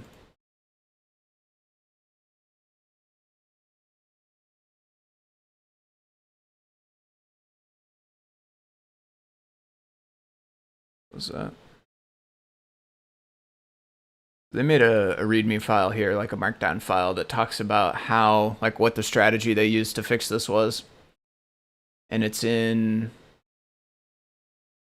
oh, it's on the wiki, I see. It's on the wiki in their fork of Blinka Display.io. So basically, the idea is it's kind of similar to Android. If anybody has experience writing code for Android, Inside Android, it's Java, and so it supports different threads, but it won't let you modify anything that's on the UI from any other thread. You have to modify the UI from the main thread, quote unquote, or the UI thread, and it will throw an error if you try to modify it from any other thread. And this makes it so that you can't have multiple threads trying to change the UI at the same time. And when I say UI, I just mean anything that's on the screen, basically. So they took a similar approach in this Blinka Display.io branch, and it seems to have solved the problem, because we can now run this clock test, which was previously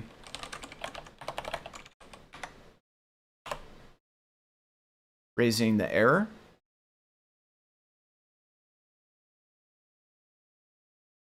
Oh, I'm not in SSH.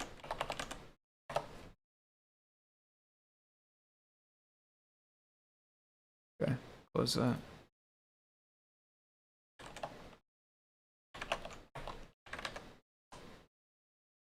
I guess maybe it's in here. Yeah.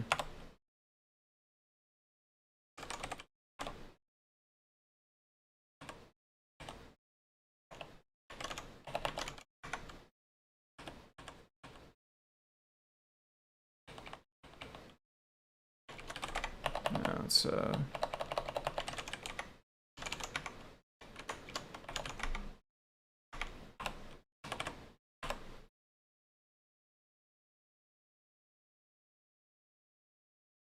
yeah, it is going to be upside down.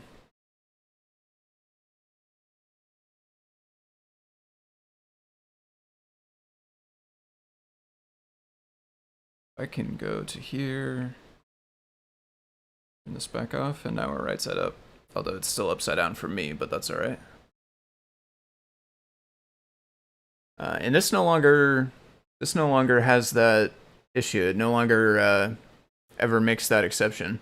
I did notice if you crank up the number of shapes really, really high, like I did, it does not update every second. So it's, I think, trying to redraw everything. Right now, all of the drawing is implemented in Python without without NumPy or anything, so it's not very fast. So it ends up skipping seconds, but it doesn't like break it. It just ends up counting by 2s or 3s. I think what I would like to work on is making a proof of concept for splitting out the display setup into its own script, into its own file. That way we could more easily share code between people who are using different displays. Because like right now we have a test script. Inside the test script, it has all the display set up. And then if I want to share this with Lay Samurai, or if he wants to share it with me, I would send Lay Samurai this code, and it would have all this stuff.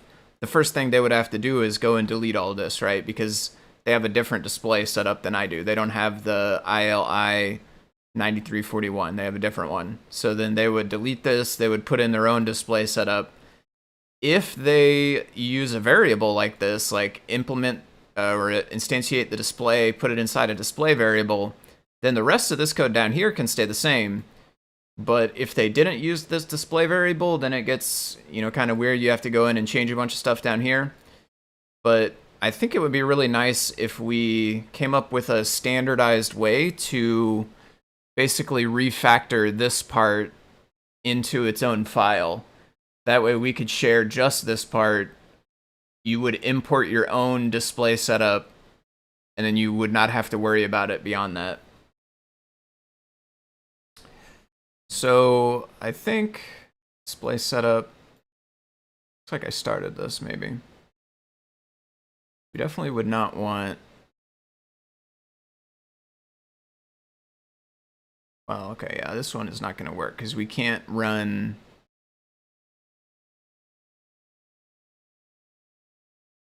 We need like a function that returns a display. So that's what I want to work on, though, is figuring out the right way to refactor this.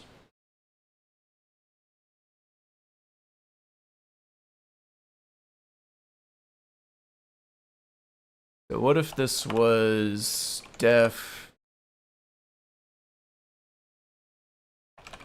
setup display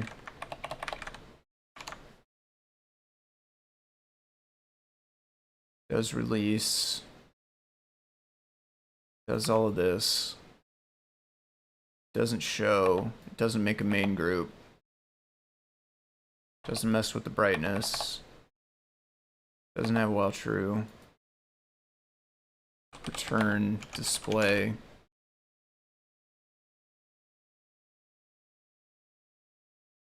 Save this.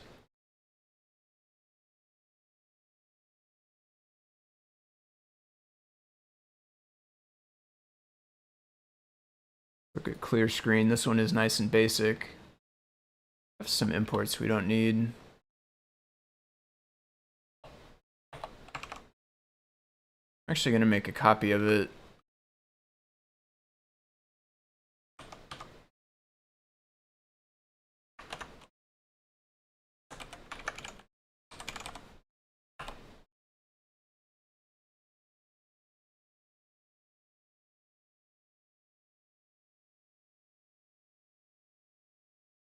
We would take this out. We would take all of this out. Oops.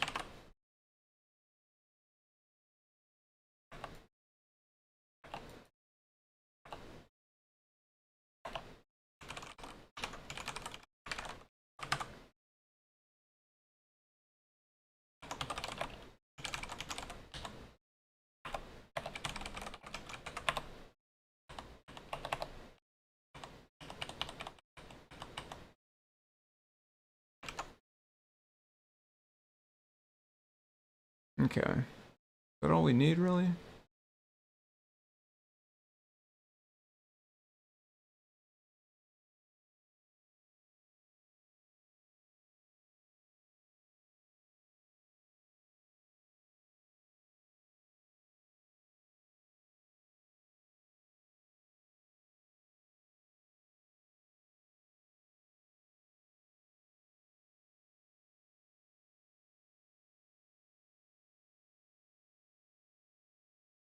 Will this work if we run it?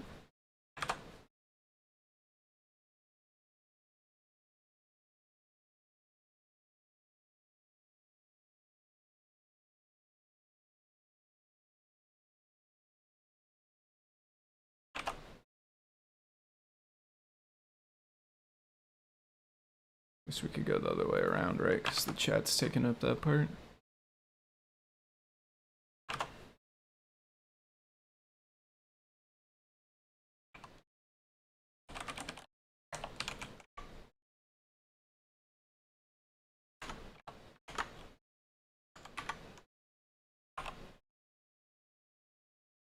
Yeah.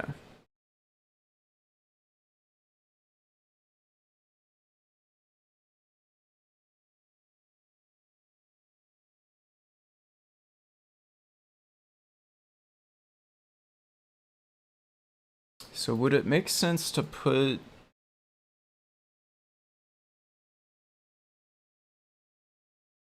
Would it make sense to put the name here?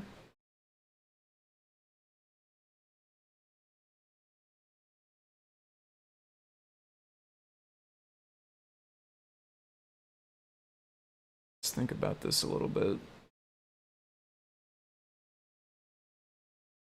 So if we put the name of the display in the name of this file, you would still end up having to change the import, but it would only be like one line of code.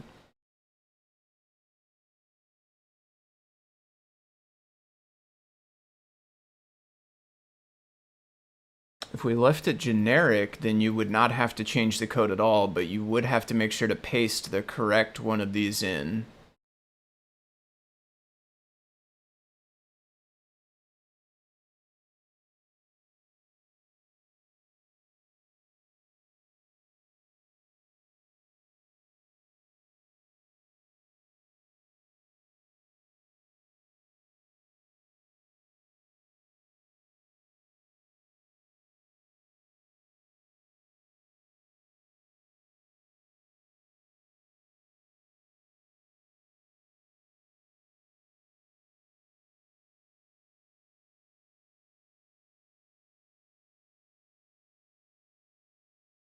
I guess part of the problem too is the pins.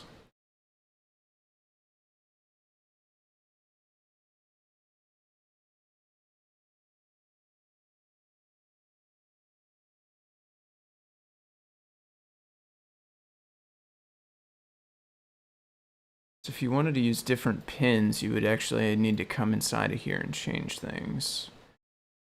And I think these are not published.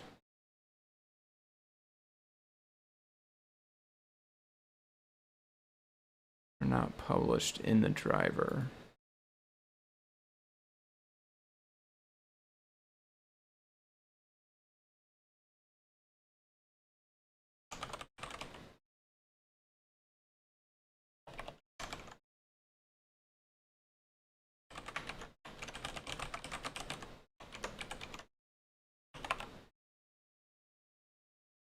This is not the right one.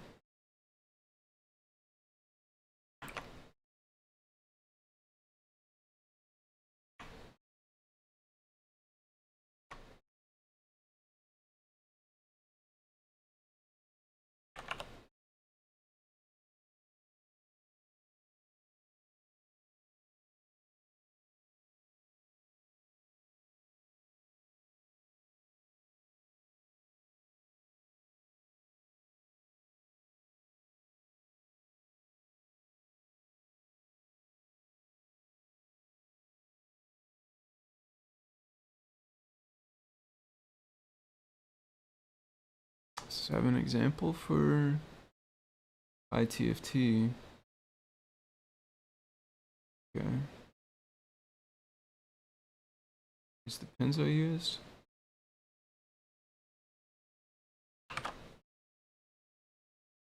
Yeah. Except also reset.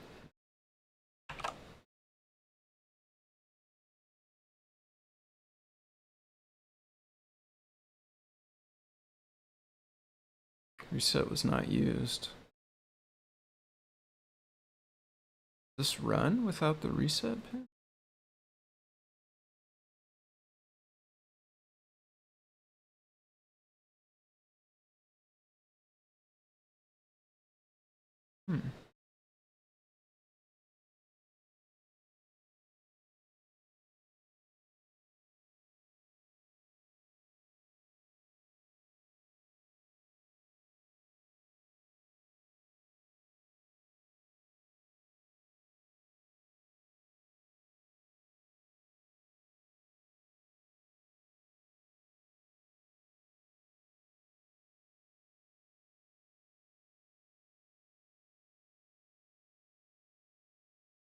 Yeah, see you, Doctor.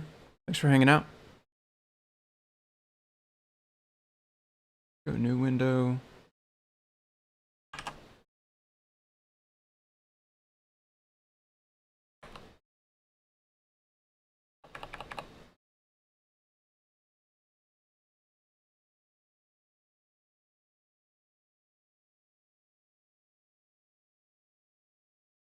Would Git work through here? Seems like it. That's kind of cool.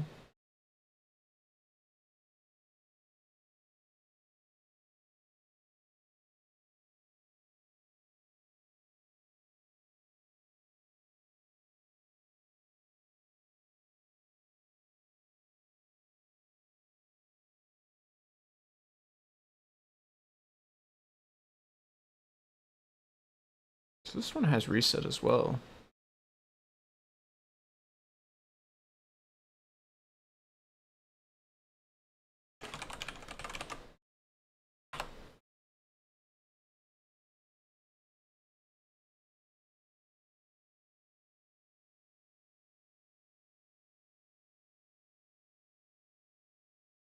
Put that in. Let's see if this runs without the reset pin.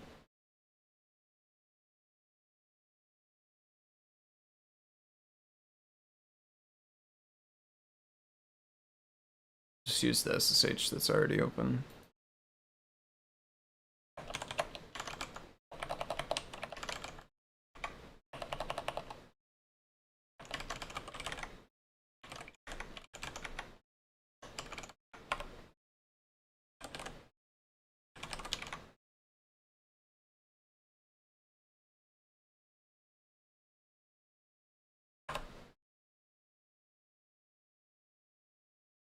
module.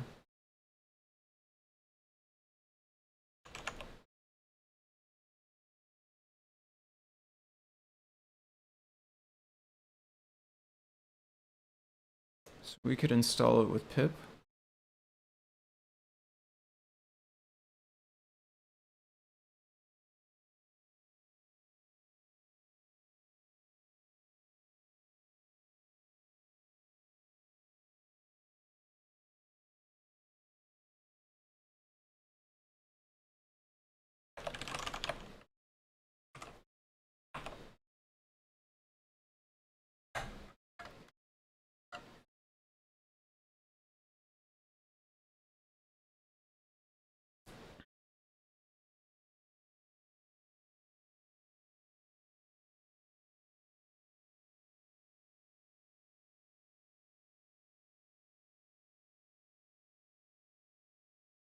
Okay.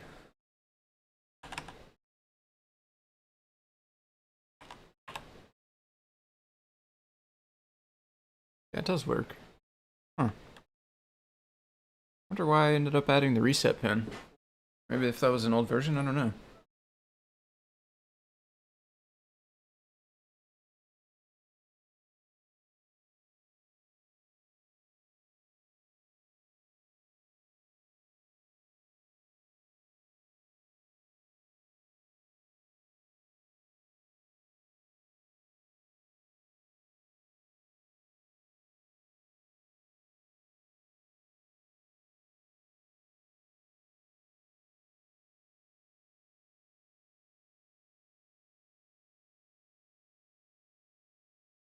So we got to think a little bit about how it makes sense to distribute these things.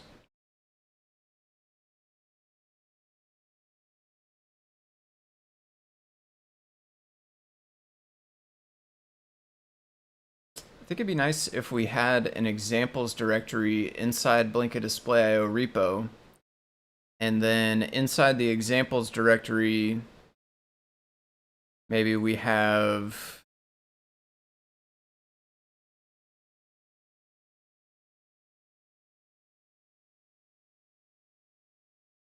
different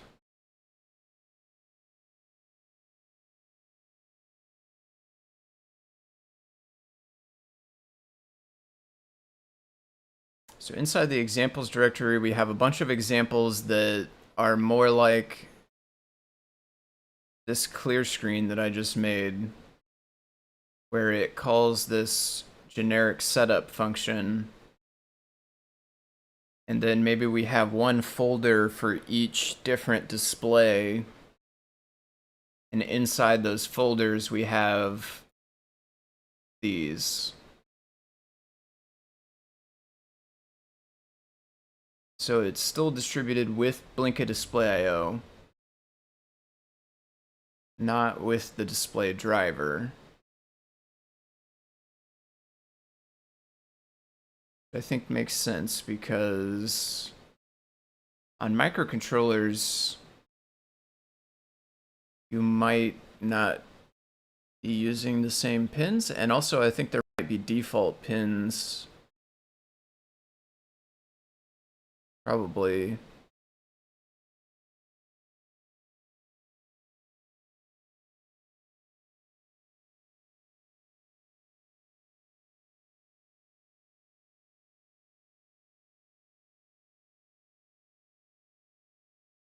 Maybe not, actually.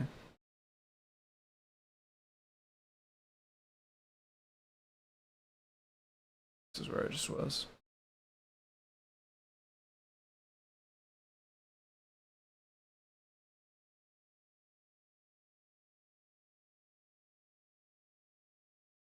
Yeah, there's not default pins.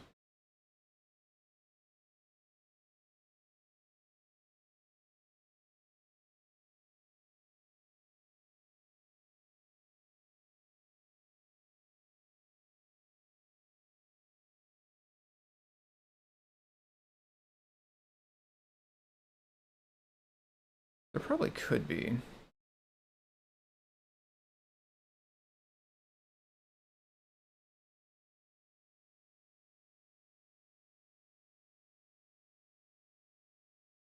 This one actually is defaulted to the SPI bus. You still need chip select and DC.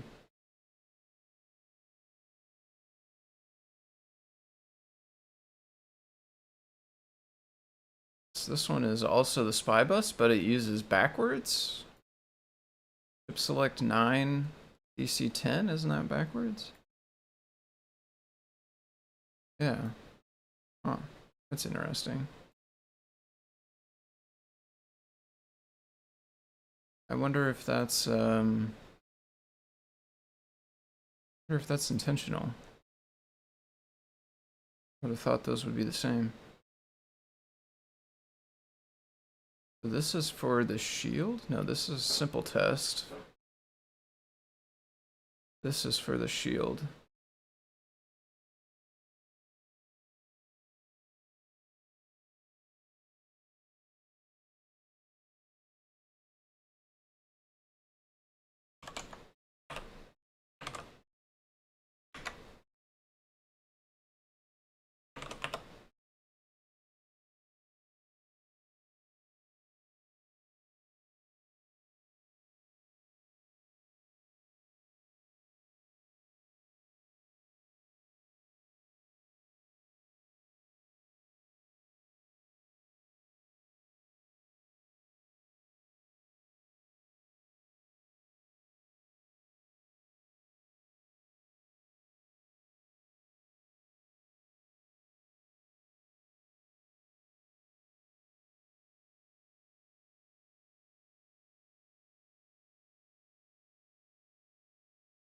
On the shield, D10 is the chip select, which matches the example code.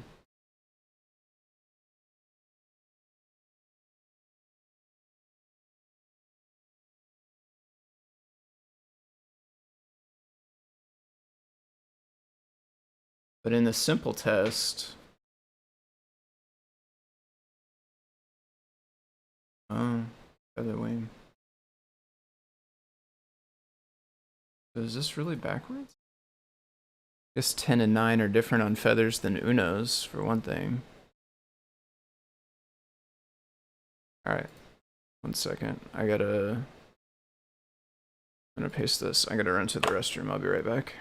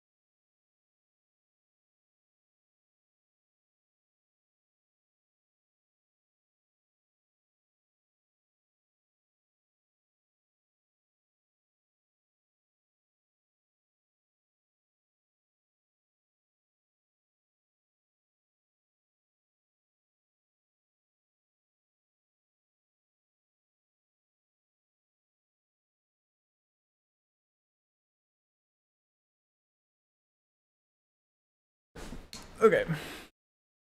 Much better. So is this one really 9 and 10 flopped the other way?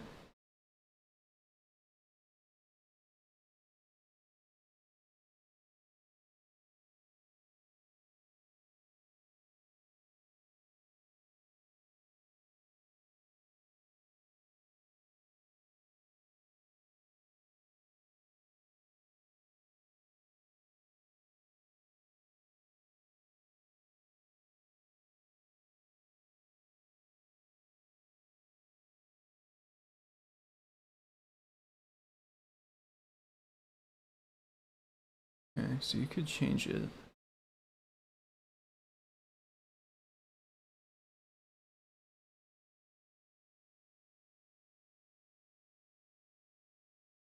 Yeah, they are. Select is 9, DC is 10. Okay. Hmm.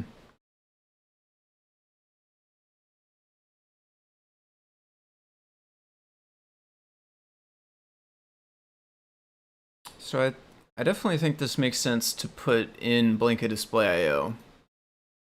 And then we would include the default pins for the Raspberry Pi. Because that's the primary target for Blinka Display IO.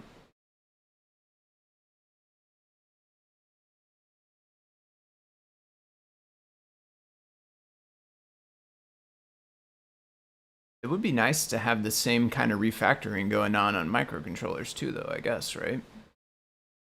But because of the different form factors and different pinouts, there would be more permutations to worry about. I don't know the best way to organize them in that case. With Blinka Display IO and the Pi, we don't care about different pinouts very much because we're targeting the Pi primarily. Pinout's going to be the same on all of them.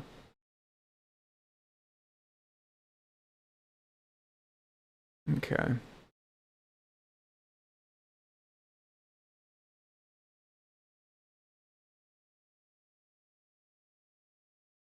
So what do we have for remotes?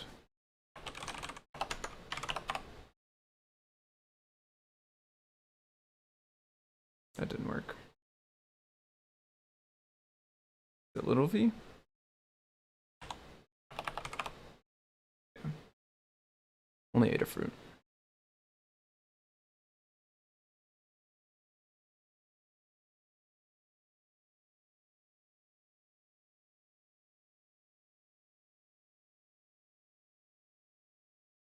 Maybe I'll talk to Melissa about it.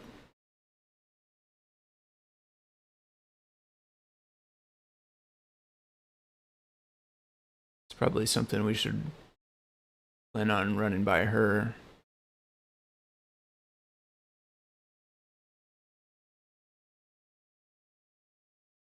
I think, though,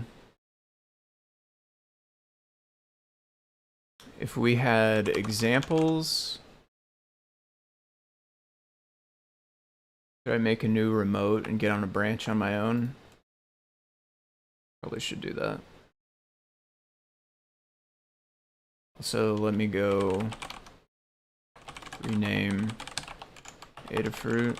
I don't like to use origin because some of my repos origin ended up as Adafruit and some of my repos origin ended up as foamyguy, so I like to always rename it to which one it actually is. I think Scott talked about that trick at some point. That's where I got it from, I'm pretty sure. Check out, get remote, add foamyguy, paste, foamyguy,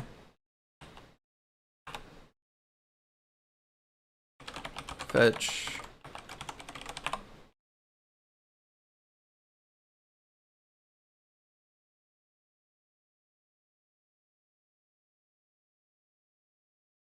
spell it wrong? I did spell it wrong. You, oh yeah, of course you can rename it. I just renamed one. Git remote rename foamyguy. Let's do it that way. Yeah, we got it. We got it going. I'll pull it up on the camera here again. We can run the display script. I think there's probably more to this than I can really get done today, truthfully. But let me get on a branch here. Fetch foamyguy.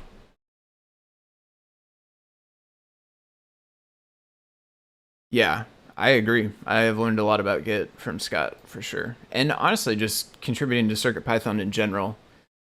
I had so like my background for probably 5 years, I was the only developer at my company, and then we got a second developer.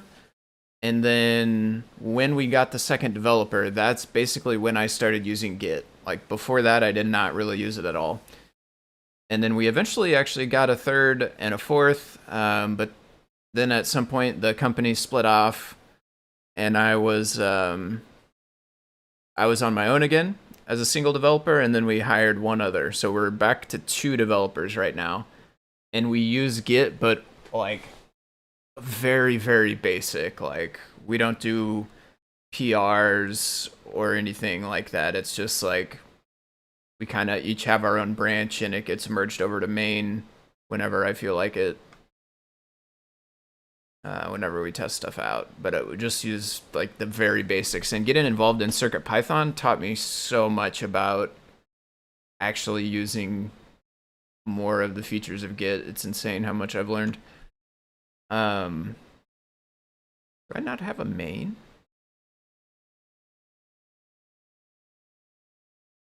That's not where we want that. That is still not where we want that, but I guess I'll copy it from here.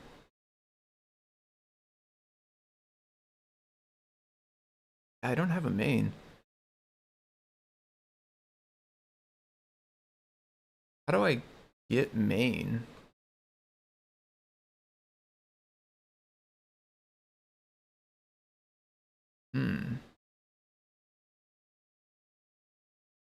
So I checked it out before the name switch.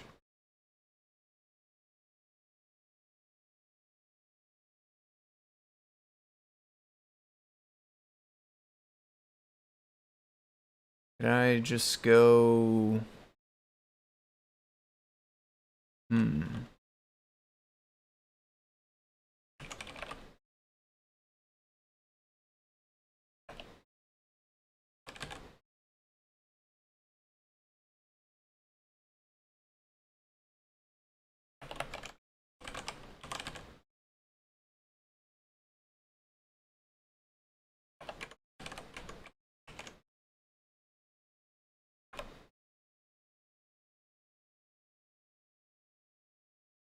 Right. So I do have a main, but it's Adafruit main. Omega main? Yeah, after all that talk about all the things I've learned on Git, I'm not actually sure if I'm going to do this part right. We'll see. So we're going to check out foamyguy main from Adafruit main. That's going to leave us on foamyguy main. And I'm not going to commit anything extra. I'm just going to push, which is going to push the current state of Adafruit main into... Yeah, but see, this says... I'm going to change it here. Let's do that. Looks like it'll work. Because it's a new branch, which makes sense because I don't have one yet.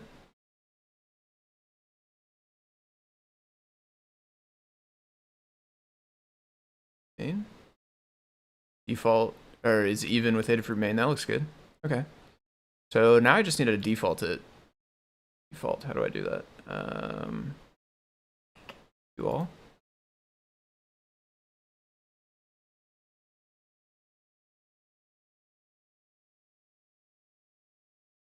Oh, I could have renamed it, I guess, huh? Switch. I don't want to rename it. I want to switch it. There we go. Main. Okay. Definitely on foamyguy. Yeah, that's true. It's all right. Okay. Looks like we did it. Yeah.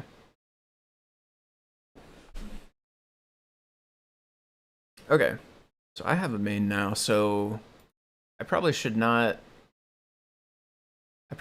work in main though. I should probably make one. So let's also go git checkout -b examples. Just call it examples because it doesn't have an examples directory yet. Examples, should I say and display configs? And configs maybe? And configs? Examples and configs. This one is also going to come from Adafruit main, although at this point it doesn't really matter. We could go foamyguy main because they're equal. No track. Now we have a new branch.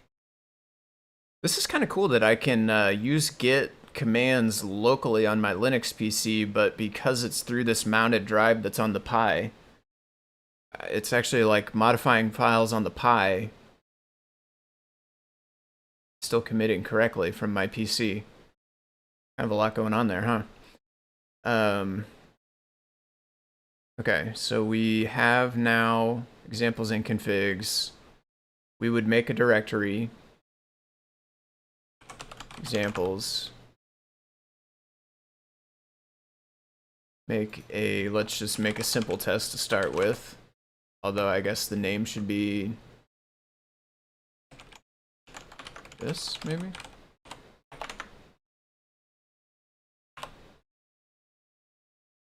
Yep, we'll add it. So then inside of examples, I would make, I think, ILI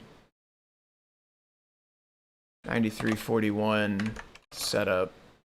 Is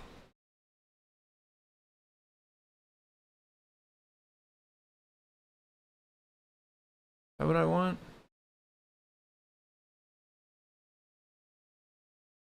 Yeah, let's try it like that. Let's try it like that. I think this way it will lead to you having to change the import. Is that what I want though?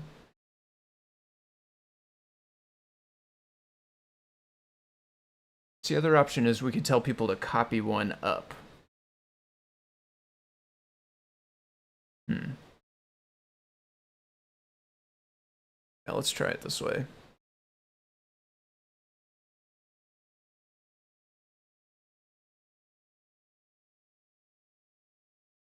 Display setup, we could just copy the file.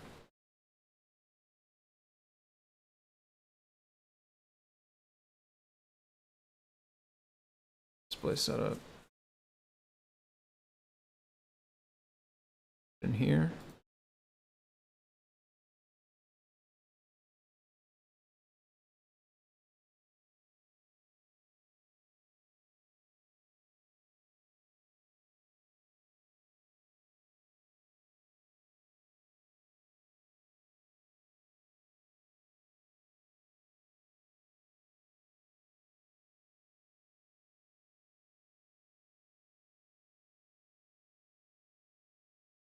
Okay.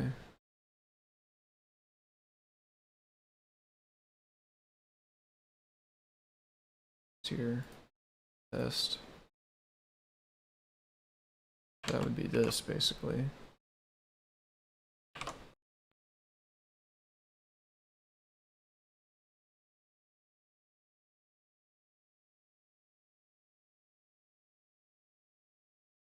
Oh no.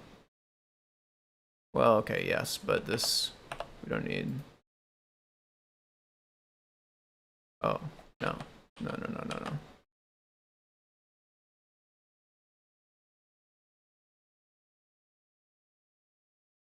Did I not actually test this right?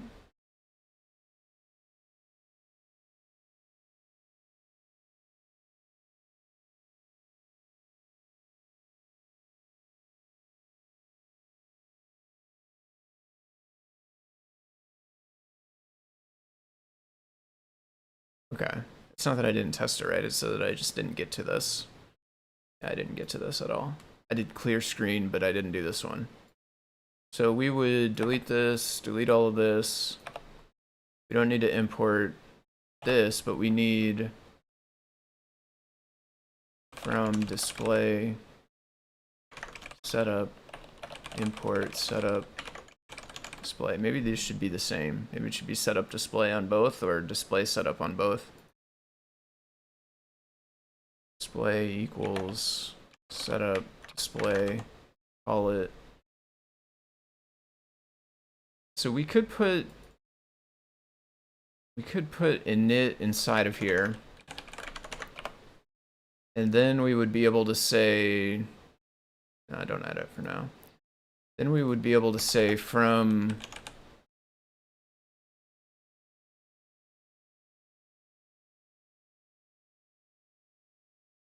well, simple test is not in the right spot. Okay. I actually want all of this code inside of here.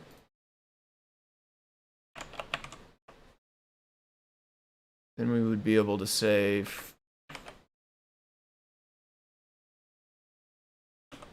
from IL. No? Why not?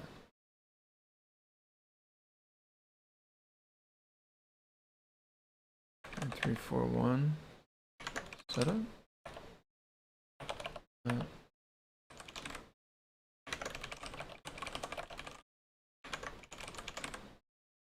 Huh.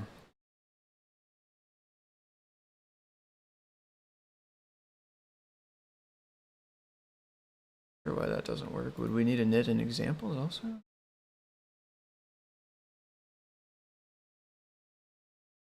I don't know. I don't think I want it like that though, honestly. I'd like to have it to where you don't have to modify the code. I think it's easier if you don't have to modify the code. All you have to do maybe is just copy the correct one of these up one directory. So we'd have more than one of these, one for each display. You copy the one you want, you paste it in examples, then you can just run the example.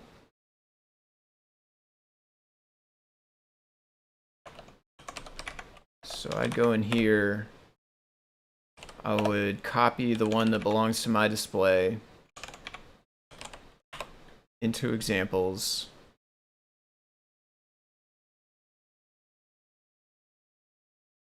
This should work now.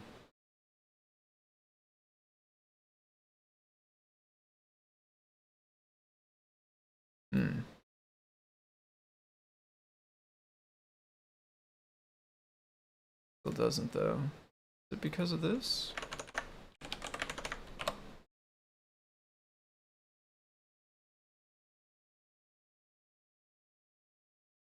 Huh.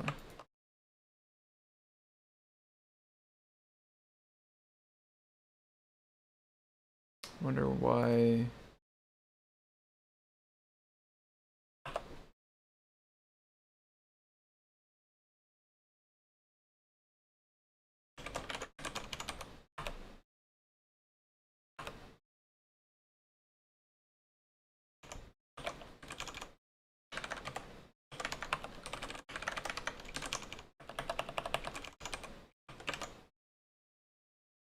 I'm gonna edit this one.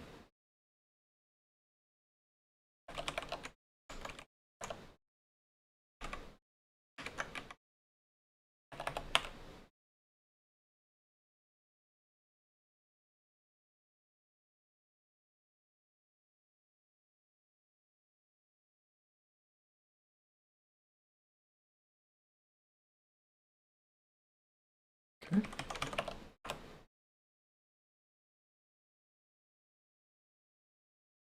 Go back to red here. There it goes.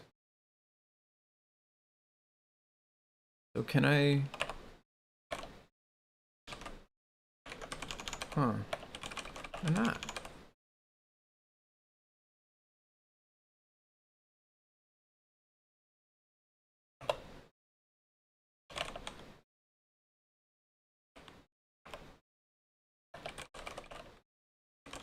That works.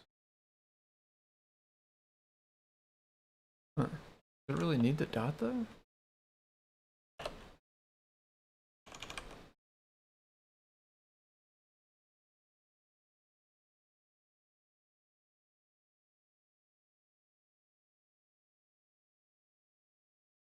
Well, two things. Does this run?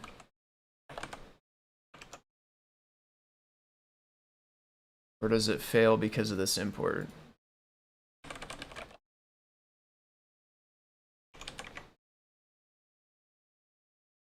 Not SSH'd.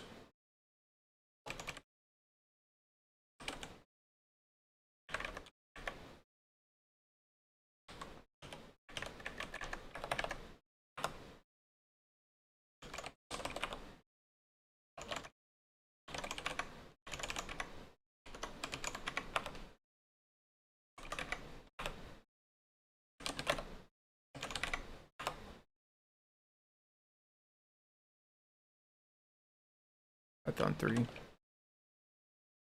I should alias. I never used Python 2 for anything. Yeah. That doesn't work. But it failed on the import of hello, not the import of display setup. So that implies the import of display setup worked.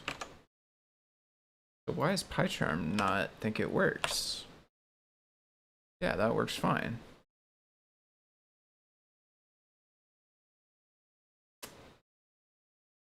That is interesting.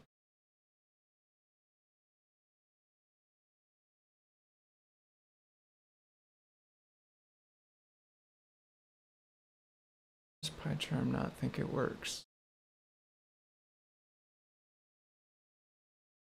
Charm unresolved import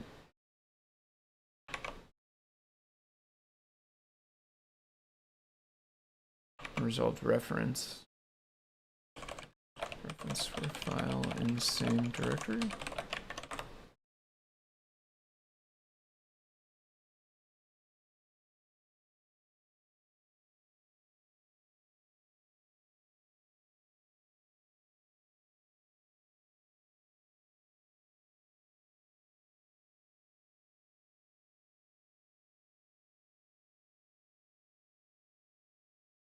There's a source root.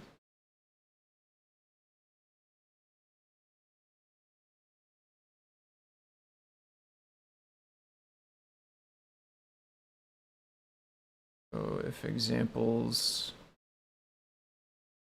source root, then it works. Okay. Okay. I guess that's not so bad.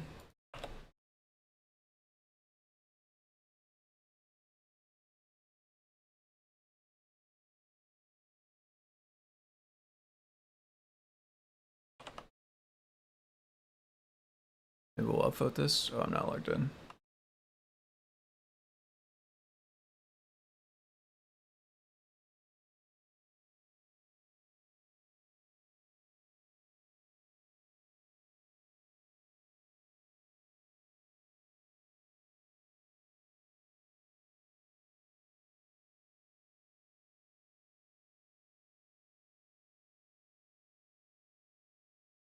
Okay, so this would set up the display, make the hello world. So let's also add the clear screen.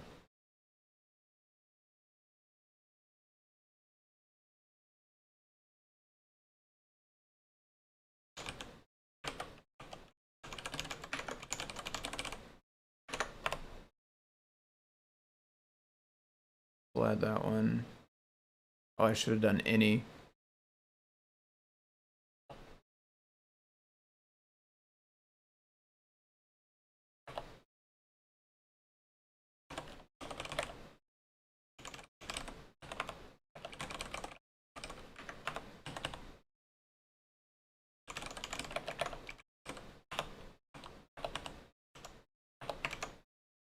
Okay, I'm gonna run clear screen.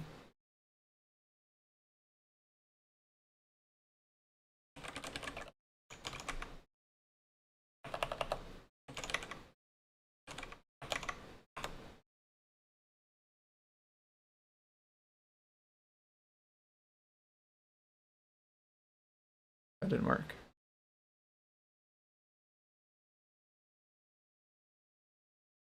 Is this scale 10?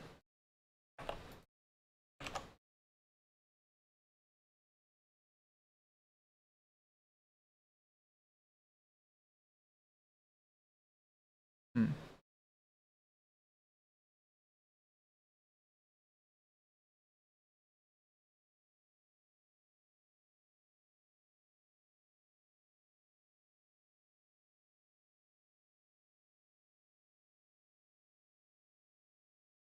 Didn't this work when I ran it over here?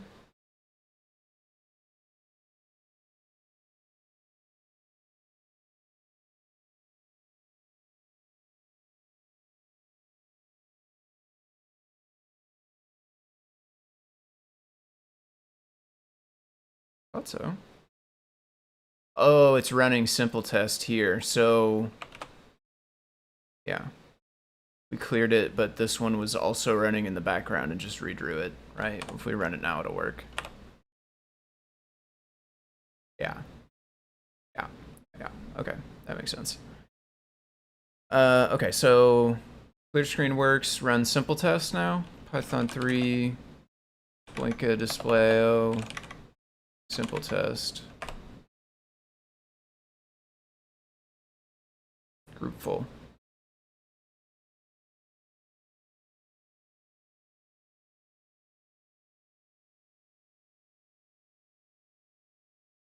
Group full.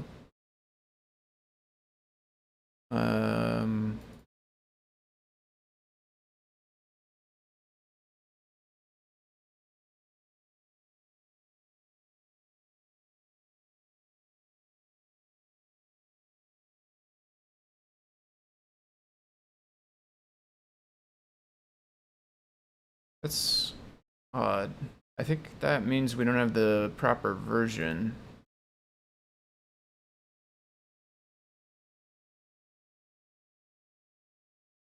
This, yeah, this got removed.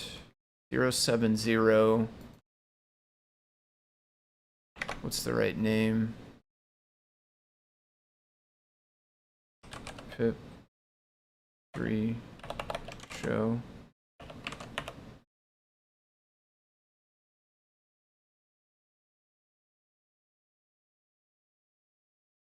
This takes a second since we're on SSH through Wi-Fi. Yeah, 056.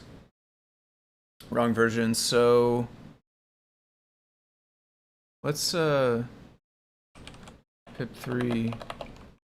uninstall. Honestly, we should, in this repo, we should be having it use the copy that's from the repo. Except this is the wrong copy of the repo. This is the one we want. Oh, Bluetooth cut out again. Let's get the camera back.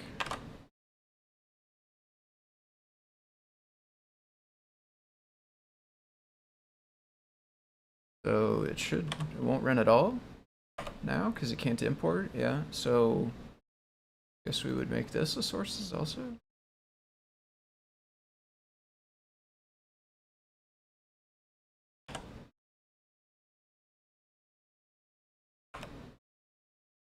That doesn't make a difference, right? Because we're, yeah, not running it. PyCharm.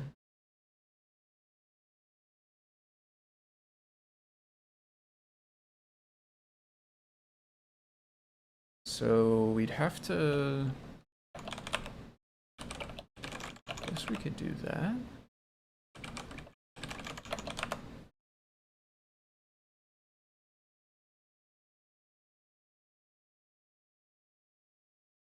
Install it from the repo.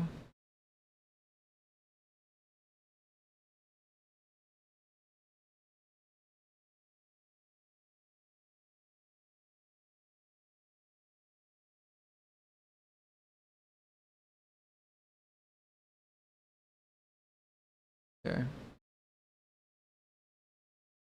071. Interesting.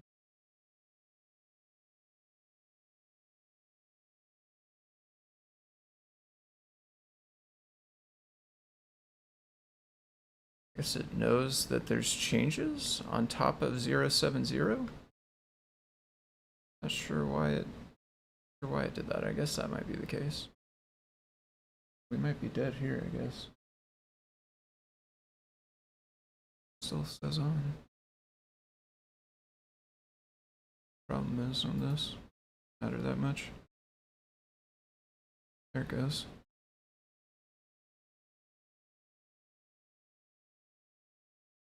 Okay, so now we should be able to go back in here and run this. Camera back.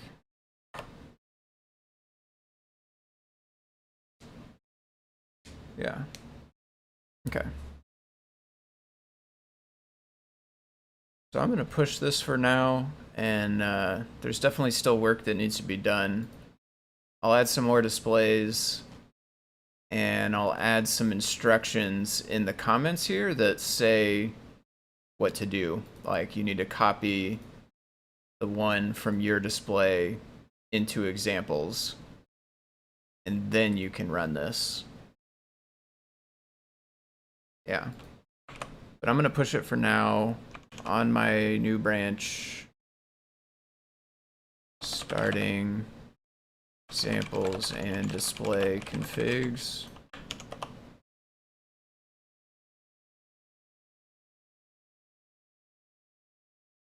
We want to push the foamyguy. Push. Oops. Put up the chat with my Bluetooth. Oh well. Got it fixed now. Alright. So yeah, Bruce, if you're still around, I'll show you the matrix, and then I'll call it a day after that, I think. So let's pull the camera. Just move this pie out of the way, maybe. Get it up there. Seems like I'm zoomed in. Yeah, I am. Let me switch it around as well. Yeah, for sure. I was excited to get it working. I think you were around last night where we did the mapping, so it's good to see the resolution of where we ended up. So this does get flipped. Put this back. Here's our wiring. Got everything wired up today. Ooh, just lost the wires. That's a bummer. I'll clean that up when I'm done. Shouldn't have had it sitting on these beanbags here. It's all right. So we got all of our wiring set up, and then ran the simple test on the stock repo, and then I modified the simple test to do that like 1 pixel at a time, row by row, that it did at the start there, and then we substituted in the modified repo, the modified library from the type annotation pull request. I can scoot the wires out of the way a little bit better. See? This first part here is the part that I added. And then what we found actually is that the default orientation was 90 degrees off from what I originally thought, which was interesting. Let's go here. I was looking into it though. There's another PR where someone worked on implementing a rotation property as well as some other things. They also did some things for chaining these displays, having multiples. And I was able to look at their PR and figure out that we can actually do this matrix frame buff.rotation. So the default orientation that we ended up in was 0, 0 is top left in this orientation, which is actually 90 degrees different from what we mapped last night. But if we set rotation to 3 here, then we essentially end up with what we mapped yesterday. But there is some weirdness with the scroll method, like how these call scroll here. The rotation seems to affect that, so we had to like change this from the first value to the second value, and it ended up changing the way that it behaves. Like this one's no longer scrolling correctly since I undid the rotation. We would have to put this back like this now. That would get it back to working. I think it should at least. But yeah, aside from being 90 degrees off from what I was expecting, everything seemed to be working pretty good. All the letters and everything, scrolling text, everything seemed to be working all right. So got that, left a review on that PR earlier and went ahead and merged it up. So that's our first one of the type annotation PRs merged. And that's my first time hooking up this big ol' 8x8 matrix here to this chip. So it's a fun adventure for sure. It's nice to go through the exercise of mapping all the pins that we did yesterday as well, because now I know, like, with what I learned yesterday, like, I know I could just take any one of these with a different pin out and figure everything out. Would I do a learn guide? Yeah, I'm not opposed to doing a learn guide. I'd have to ask, I would have to ask Lady Ada and Phil. That's usually how the learn guides go, is like you can send a quick pitch idea, a couple sentences of what it would be. You send it out to them, and then they decide if they want to have it or not.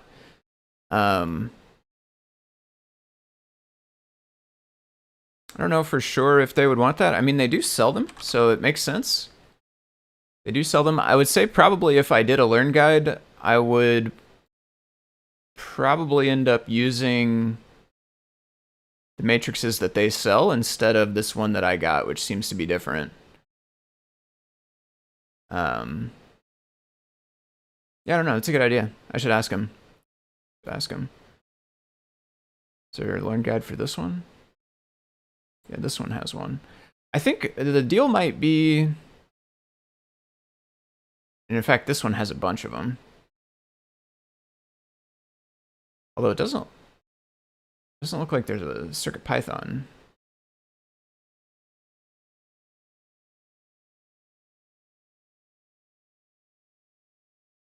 Oh, there is. So I think maybe the reason why there is not currently a learn guide might be because these are not manufactured. Like, this is manufactured by Adafruit. They made a breakout board with a controller chip and with the matrix on it. But the controller chip and the matrix, while they do sell them, like you can buy the raw controller chip right here, they sell it, but it's not manufactured by them. They're just reselling it from whoever they bought it from. And I think they tend to keep the learn guides to, like, involving their own breakouts. So it does kind of make sense why they have a learn guide on this one, which has their own manufactured breakout, but they don't have the learn guide on the raw matrix by itself. It's a good question, though. I may, now that I've, this one does have a breakout. Does it have a learn guide? Yeah. Might be part of that same, yeah, it's part of that same learn guide. Bicolor 8x8. It says bicolor, but there's 3 colors.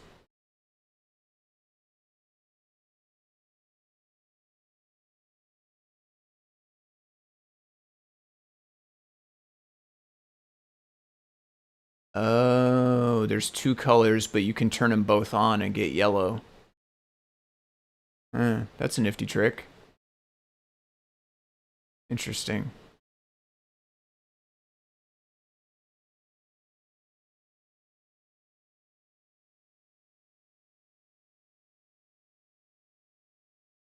It does have CircuitPython wiring and code.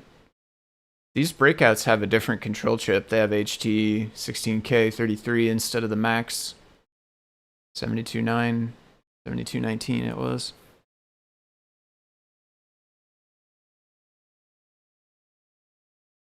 Yeah.